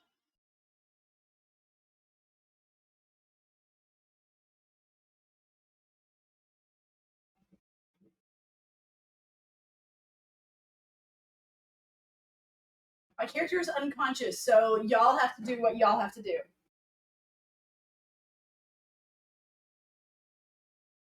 But that, I mean, if I was Duro, I'd be like, okay, well, that's something.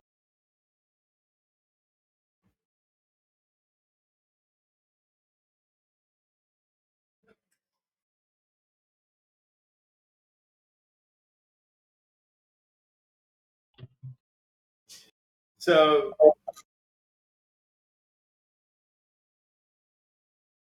nothing. Nothing. Find the thing in your bed yet? What? There's nothing in my bed. The only thing in my bed was me. I hate you. Sorry, I didn't mean to interrupt. All right, so like I said, Duro, you don't find anything obvious that could be wrong other than that acute condition of hers. Acute case of pregnancy.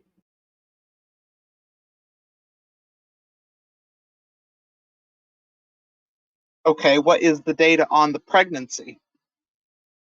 He did get her nat 20. So she is roughly about 4 weeks pregnant.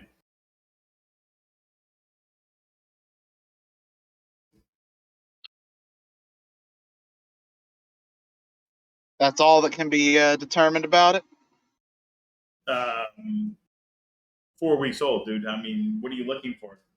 I mean, any Is abnormality? he trying to find out if it's his? Like, I mean, you're gonna have to be a little bit more specific for me. I mean, what are you looking for? Anything that the medical scanners can detect, just raw information. It's a healthy pregnancy. There's no abnormalities. I don't know. I'm tongue tied here. why would you be tongue-tied? So there's no abnormalities. We're all done with Mike's time.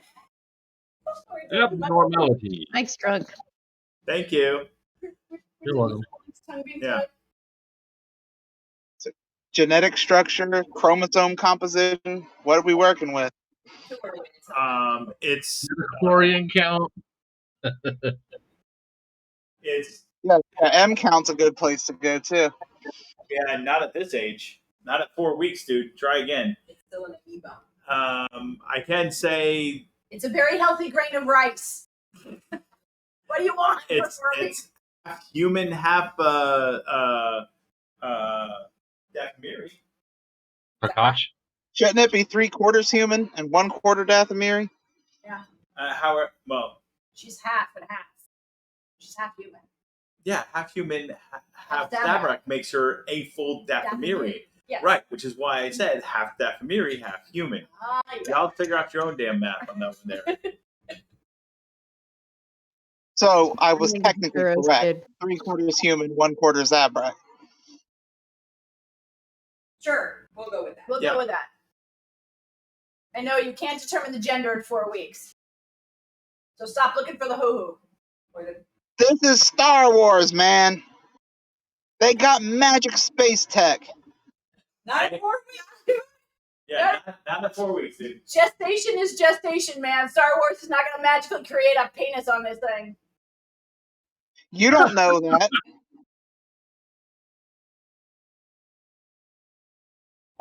And there she goes again. And Jesus we've got Christ. a planet on Lily's face. Oh, God. I am on a roll tonight. If she keeps laughing so hard, she's going to flip back and flash everyone her panties. My what now? Well, I mean, I was trying to be respectful. Don't bother. It's not a secret. At least Maybe some of us are looking forward to that. What was that, Wonder? Oh, I hear Charlotte coming. Oh, God. I gotta get out of here quick. She's coming with a loaded fry pan. Anyway, at 10 minutes, Yeah, this is going south. severely fast, like 90 miles. So, Sarah, help me out here, brother. What else are you looking for as far as like your raw data? Help me out. Okay, I guess I have everything I need for the pregnancy. With Hodge herself, nothing appears to be wrong that would cause that mood flip other than the pregnancy, but is she dehydrated or, I don't want to say malnourished, but undernourished, considering what she's been up to the last few days? So, considering what she's been up to for the last few days, she is suffering from exhaustion, dehydration, malnutrition. So, I mean, there are physical symptoms that could explain her sudden swing in emotional state.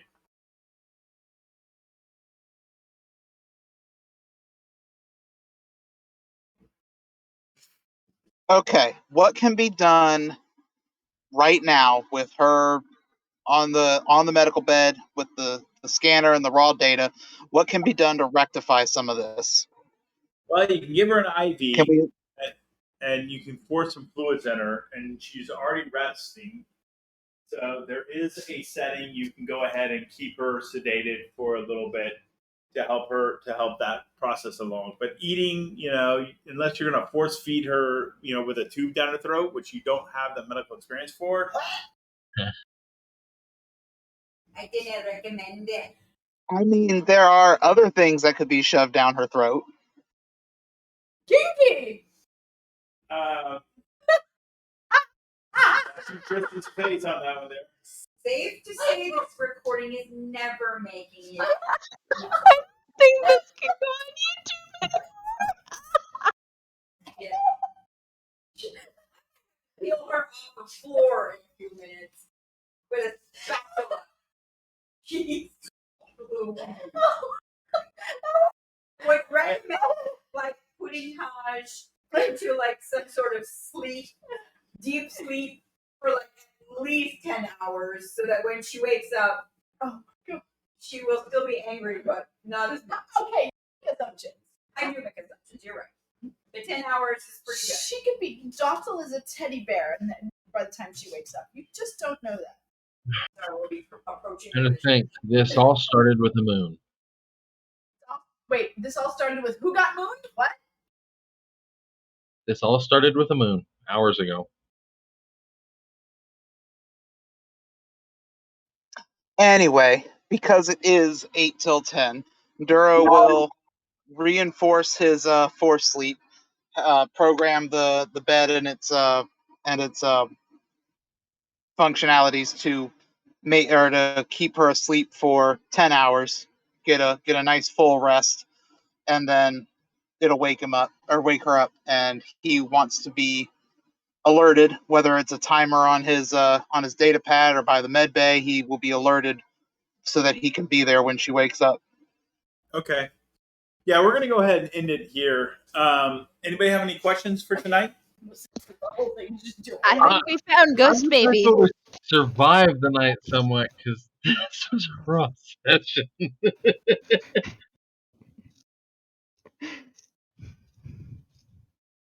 All I'm gonna say is this was really, really fun. I had a good time. Of course it was fun. You got to We found Ghost Baby. lie on the floor. Right. I was not on the floor. I stayed in the chair the whole time. We are not naming the kid Duda. I have to admit, the fight with Duro was actually a lot of fun. He was quite the gentleman, and I am ridiculously sort of. It was a fun to sit and watch, not only just participate in, but to actually sit back and watch that happen. It was a lot of fun. Like, Yeah, you had some gnarly saves. It made for a fun part instead of just like one little flick and be done. Did she have okay, so just how no, we're not. I don't know what you said. Okay. So I have a question for you. What? When Hodge was in the cargo bay, and they were all down there, and the girls were playing. Yes, I'm listening. And then Tessara and Shiri left. Was she in a foul mood before and she just wasn't saying anything? Or did it just get like when Duro was speaking to her, did it just like come up? She didn't actually. She said to him, it started with, "Do you have my?" And it was because she had finished her workout and was getting ready to move into the next phase of it. And the next phase of it would have been weapons training. And she was in a mood. And it literally started with, "Did you give me back my lightsaber?" And he was like, yeah, it's in our quarters. And she saw like, "Rawr!" And that was the end of that ballgame. So she was still planning on doing lightsaber work with the girls running around the cargo bay playing. Sure. So she was happy, but she was sort of like midline. And then when that happened to Duro, it just boom. She was off her game for certain, sure. I mean, she hadn't slept, she hadn't eaten. Right. There are apparently hormonal imbalances that need to be taken into consideration. But yeah, she was doing her workout, and like she heard the chatter and all of the inanity and all of the sort of mundanity of it all, and it was starting to irritate her. And she's like, "I need to find a way to successfully get this out of my system, and the best way I know how to do that is to break things," which is out of character for her. She doesn't. If you take a look at her normal routine, it is acrobatics, and it is not. Well, no, it's acrobatics. It's not martial training. Right. And she was like, "I have a lightsaber." Like the back of her mind was, "I have a lightsaber. Where is my lightsaber? God damn him, he took my lightsaber from me." And then she was like, "Where is it? Did you give it back to me?" And he's like, yeah, it's there." And she just lost her tiny little mind. So there were, especially after he came back and was snarky with the, "I thought we weren't going to destroy things," and she was just like, "Fine, you're on my list of shit to break then." But there were several times that there were hints and pauses and confusion in her that she would, that in my opinion, I heard her being like, "Hang on a second, something's not right," but then it would just like fade and go away. Mm-hmm. Was I right that there were times that she was questioning her own actions and words and behaviors? There were a number of times, yeah. I will leave that up to your interpretation. I mean, I'm not, obviously, if we're not in character, I was asking you as a player, as curiosity, because that's what I read. That's what there come moments even when you are at your most furious. I mean, a prime example is the car ride down here. Right. You were ready to ram your SUV up the tailpipe of that 35-mile-an-hour dinghole in front of it. Yes. And you had this moment where, "I'm going to kill him dead. I'm going to run him off the road, and I'm going to beat him to death with his own exhaust pipe." Right. Maybe this is not such a good idea. Right. I'm like, "Flash your lights and beep your horn," and your response was, "I don't want to die." Yeah. So there were those moments in her head as she was engaged in those conversations and engaged even in that battle, where she was like, "Hey, this is my beloved. What is going on here that I am losing my shit?" And then Snark Master Teltanus over there would say something or do something, right. And she just went, "Oh yes, that's right, you're a dick." Yes, but there were also some sexually tense moments in there too, generated from his innuendos that she sort of like she. Oh yeah, no, she totally dropped his dick on the table, like no question about that. And the minute he did, she was like, "Okay, what are the root chakra reactions? Mm-hmm. Fight, flight, fight. Was it flight, fight, or fight?" Yes. Or freeze. I mean, and she was covering her bases. And yes, if that's where he wants to go with that, rough sex will solve the problem just as sure as a fight will. So, all bets are off at that point. Yeah. It's her lover. And if he wants to engage in, things that are going to leave them both walking funny and bruised, that works too. Hey! Thank you. Because I was pretty sure that was what was happening, but I wanted to find out for sure. So I don't have any. Why are you in a state of confusion there, sir? Sounded to us, Duro in character, me out of character, like her programming had kicked in. And she was trying not to kill. You know, that's TBD. Duro, honestly, like, the reason for her confusion, the reason for her, that was, yes, that was, yeah, fool, if you had kissed her harder, instead of just the peck on the cheek and then, I don't know, shoving her up against the wall, you never know what could happen. I want to know what Duro's reaction was to the fact that Hodge is pregnant. Yeah, I was hoping to Would get likely his kid. Who else's child is it going to be? I mean, are we taking bets on who she's been? Not at 4 weeks. She hasn't been with the Not professor at 4 weeks, yeah. in many, many months. Ghost baby. Not ghost baby. Stop with the ghost baby thing. Oh, Master Without Talent doth write a novel. Oh.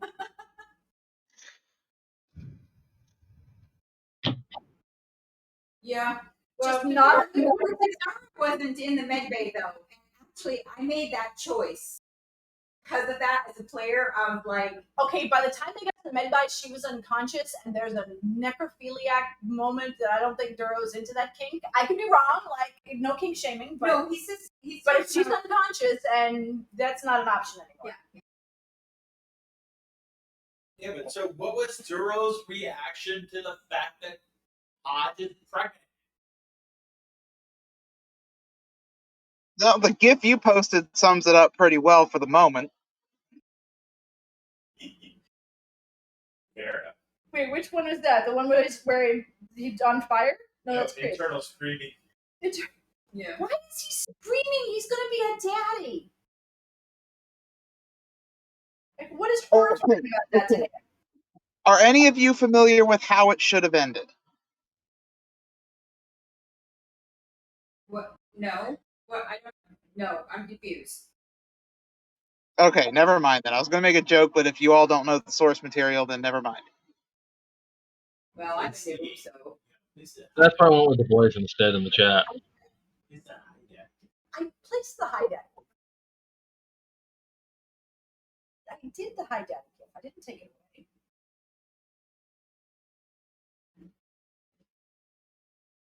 away. We'll figure it out when Hodge is maybe awake and he gets to give the news to her. Guess what? The love of my life, who, is trying to kill me. You are le pregnante. She's gonna be in such denial. She's gonna be like, no, I'm not.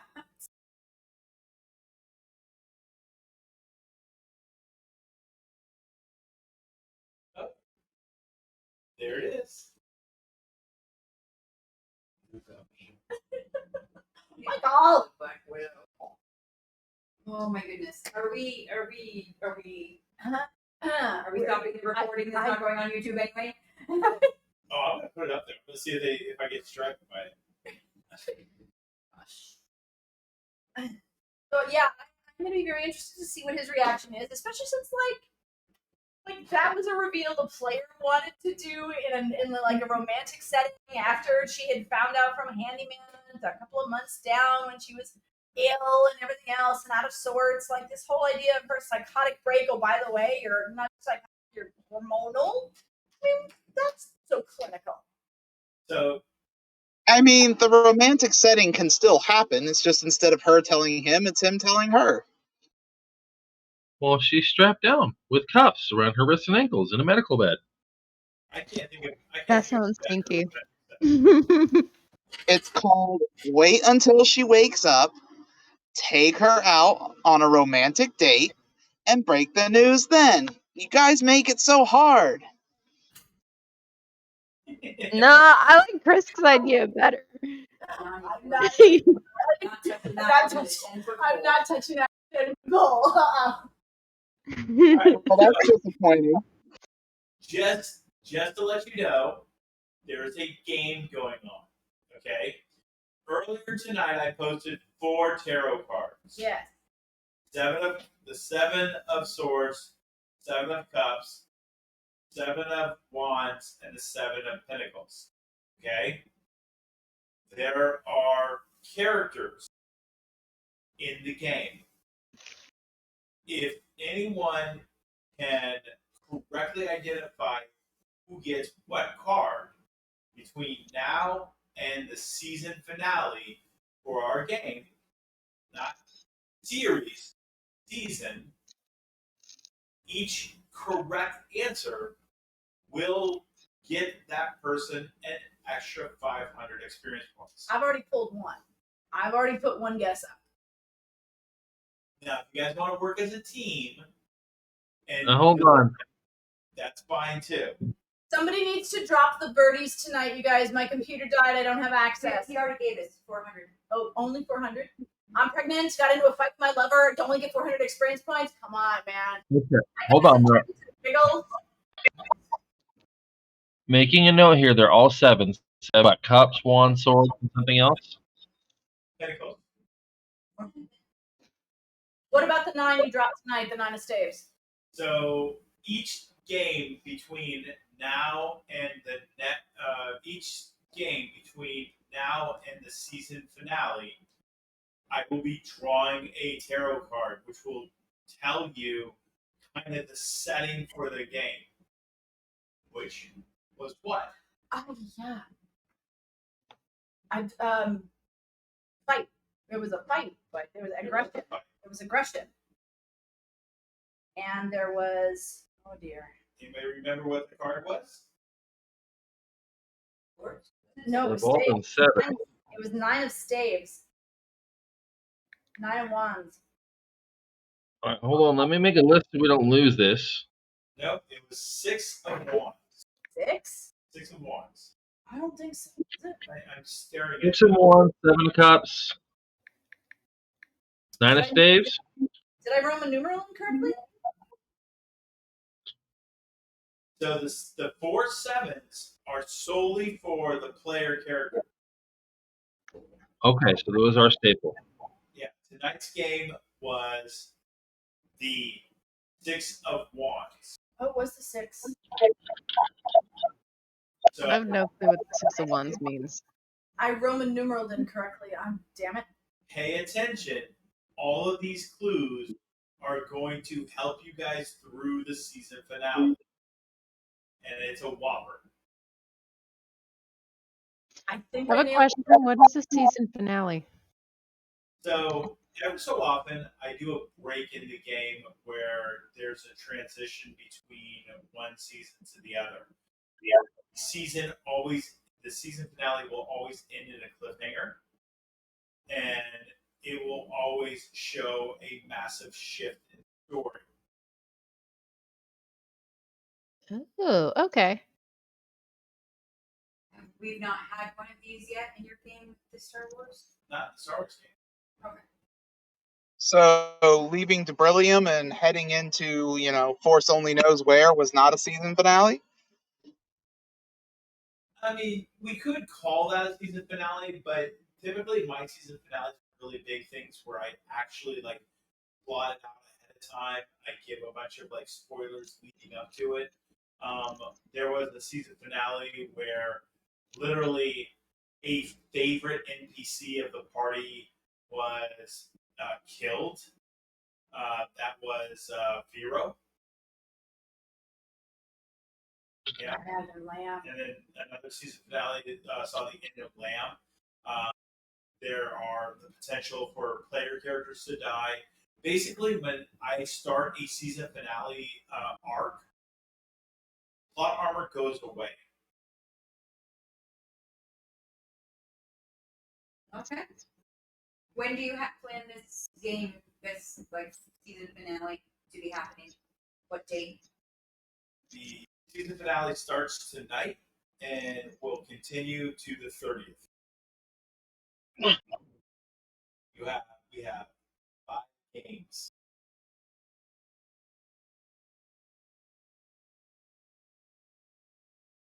Okay. Now, remember, I'm gonna be driving on the 30th. you guys can work as a team, and every member of the team will get the equal amount of XP.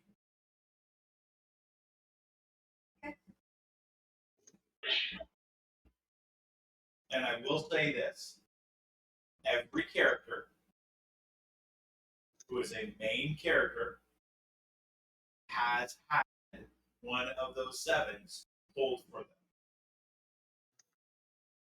I struggle with that. There are 5 player characters, therefore there are 5 main characters, but only 4 cards.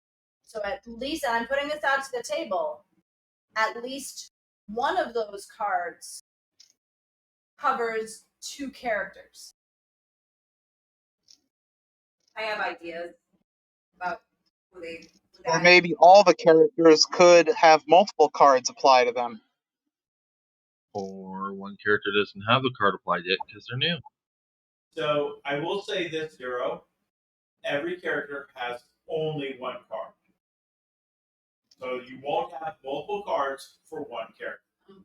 But one card could cover multiple characters. That is Only one card then could cover multiple characters. Correct. no. Listen to what he's saying. A individual card can possibly cover multiple characters. So Yes, but only one card will. Not necessarily, because as I explained to Lily earlier tonight, I don't see I don't see a difference between player characters and NPCs.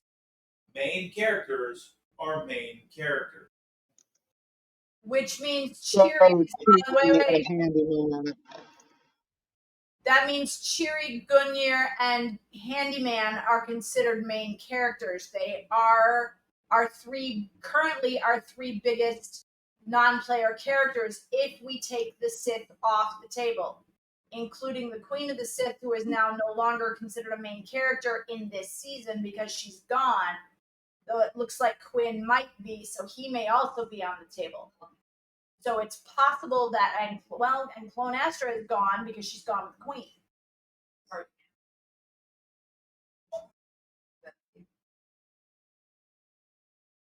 All right, I have a question.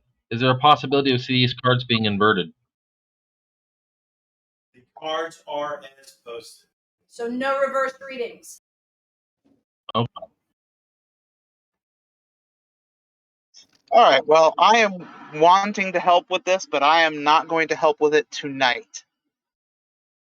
That's not a fine. week. Because I have work in the morning and I'm going to bed. I don't know jack shit about tarot cards, so But this is a good opportunity to learn. Indeed. That's why I put the meaning of all the 7 cards up. I saw that. wait, where did you put that? Oh, I'm dumb. I found it. I All thought right, maybe good night, Nova everyone. was supposed to have a ice session tonight. All right. Creativity and therefore no weapons, not weapons. Kitty, Huh? please do not read aloud just at this moment. Oops. Sorry. I know that the storyteller knows exactly what they mean since he bloody posted them, but we need to not have the discussion aloud in his presence. I mean, I did have 2 really great teachers. Will warn you. Wait. So you had one really good teacher and another one that just made you laugh all the time? Oh, come on. It wasn't worth a shot. Not to be distracted by what is a main character. Well, something else occurred to me that Dara. you've got a deadline set for when we can put those characters with those cards, which is when 30th. So we have until the 30th to make that guess. Because you said there would be cards every game, For but that it's game. related to that game. Yes, these cards These we have cards to have related to we have to have turned in by the 30th because that's when the finale is. But remember, every card pulled is playing into a larger thread, like the 6 of Wands tonight. Mm-hmm. Okay. Yeah. So is Doro gone? Oh, okay. Yep. I believe we are so. Yes, we are. So, any questions or anything from me? Oh, that list is long.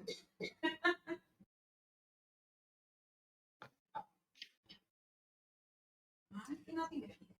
I will tell you, the Queen is not part of those characters. Okay. Okay, I appreciate that. I actually. But I. Oh, I'm sorry. No, please. Please. I missed a little bit of what Gomir was saying about them. So she and Handyman aren't actually droids. I missed a bit of that when you guys were playing that. Chris, you want to help her? I'm sorry, you said something? So I was saying to Michael that I missed a little bit of the piece where Gumnir was speaking to Duro about what they really were and that they really weren't droids. I didn't catch that whole thing. I didn't catch all of it either, but they did explain that they were far more sophisticated than droids. So they said that not all life in the galaxy is organic. Right. That they were they are the 2 sole surviving members of a sentient artificial life. That makes a lot of sense to me because the both of them have their own personalities and decision making capabilities that go above and beyond a computer. Oh my god, that smoking jacket Yeah. from Duro, I just about wet myself. I was dying. What were you gonna say when we started talking together? So if the Queen is not considered part of this cadre, do we at least get a list from you about who those main characters would be? In my mind, they are the 5 main characters, the 5 player characters. Yeah. And Gungnir, Handyman, and Cheery. That gives you now 8. 9. Yeah, 8. Yeah. 8. If we count Gungnir herself, not the droid, but the ship, which is as much a character in our world, and not merely a plot device. We rely on Gungnir for a lot. She is the ship. She is as great a player character into my mind as Serenity is to Firefly. So it begs the question then, what do we consider as the list of characters that these cards influence? So can't really answer it that way, but what I can tell you is it is in a division of 4 where no card is yeah, it's in a division of 4. So it's either 8 or 12. 4, 8, or 12. Yeah. And since we have 5 player characters, it has to automatically get rounded to 8 minimum. Or 12. Potentially 12. Yeah. I can see 8 right off the bat. If anyone else can come up with 4 more, and are then we talking Melora? Are we talking Ava and Nova? Laura's a villain. Oh, so we're taking villains. We're taking villains off the table. No, Laura is the villain. She doesn't count. What about Quinn? What? What about Quinn? Because he's a villain. What about I Ava didn't hear.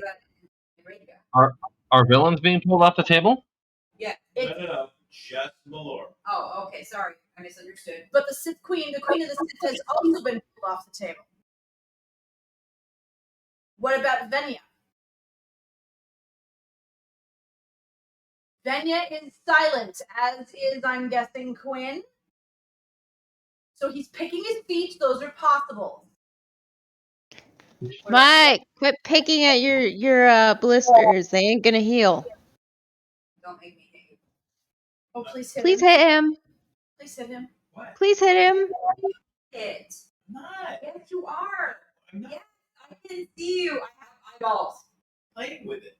Lily hit him. He Or doesn't not Lily. Amy hit him. Yeah, I was gonna say you don't want me to hit him. It'll go bad real quick, and then it'll be on audio, and then it'll be on camera, and we'll really get him demonetized. Okay. Yeah, I So meant the Amy. I got him wrong. So there other are lessons to learn: don't bring the lizard nest to the game.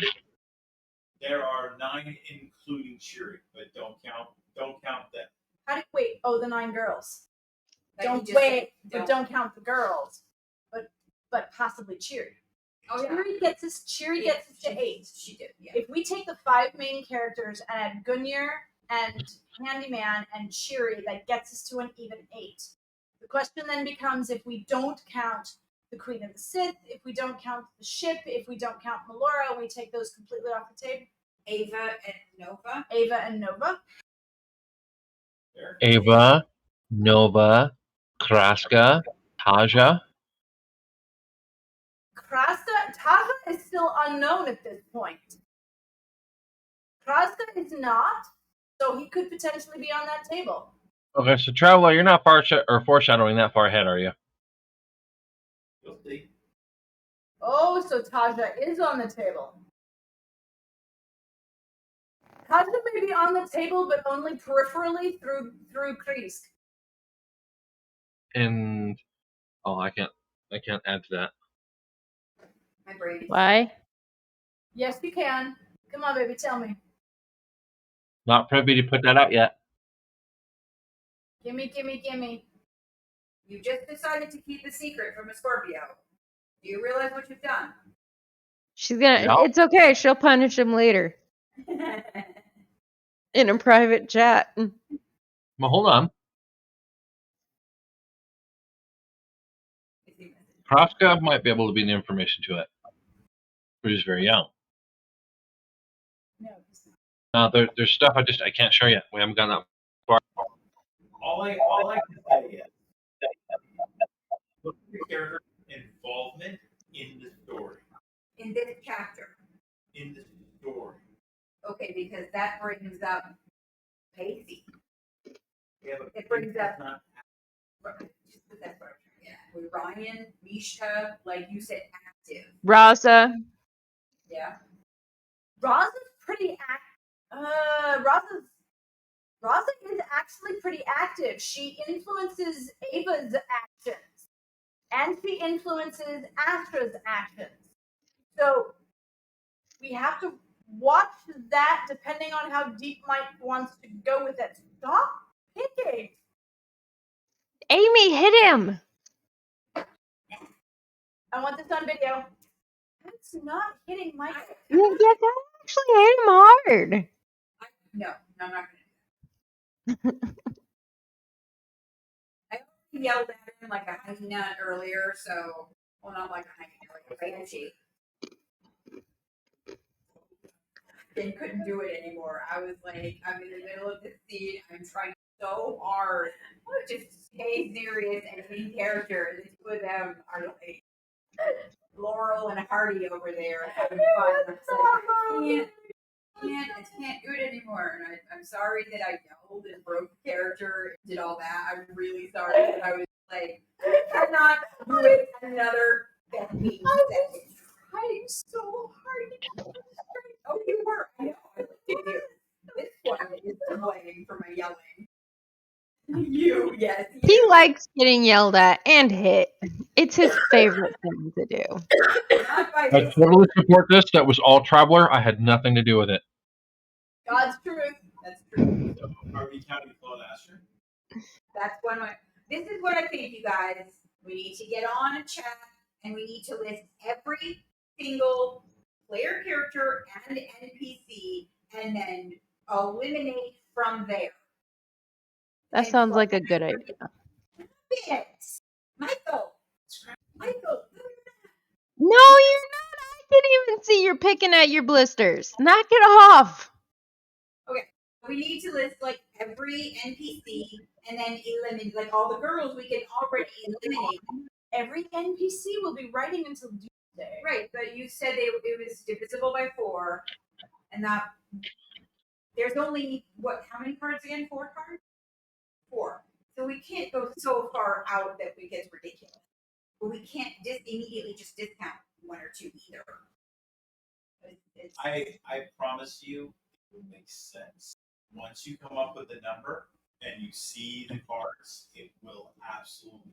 Yeah, I agree. She was reading the card descriptions to me as I was driving murderously to think that she would say a card, and I'd be like, well, that could apply to Tisara, or that could apply to Haj, or that could apply to Duro, or whatever. So already in our minds, we're assigning specific cards. But here's the thing. There were other cards that you described that I'm like, well, that could be Tisara too. So you're saying each character only has 1 card, but because there are only 4 cards and there are multiple characters, each card has multiple characters. Yeah. So here's the trick for the witches. As I tell you.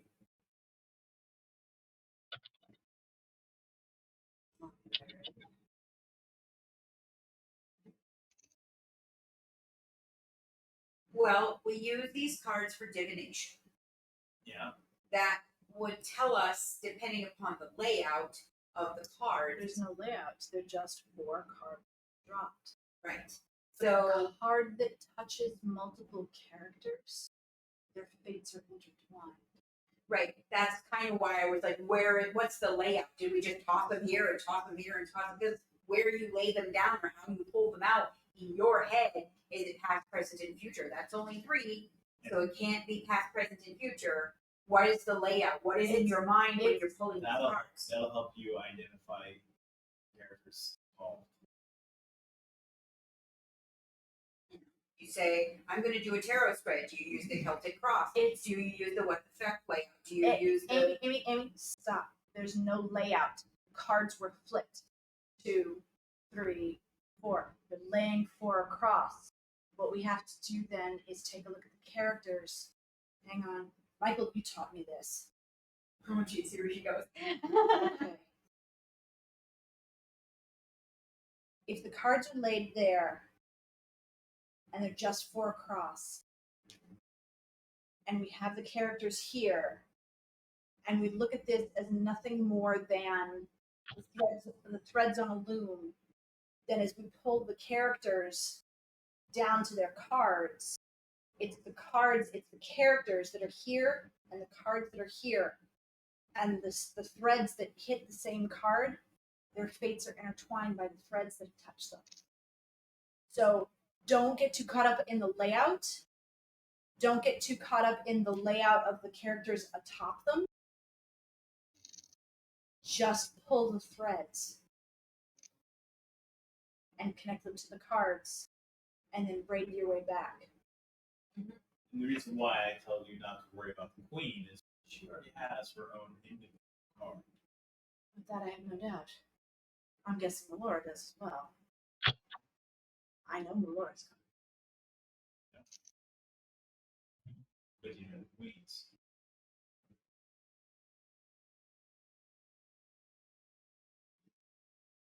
She's the only one that has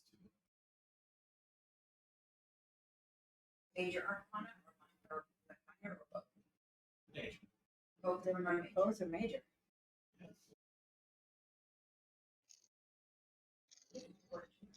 Yeah.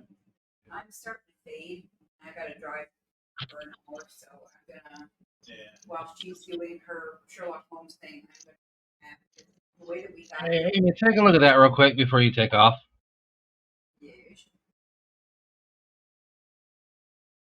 Yeah, go ahead. What you got?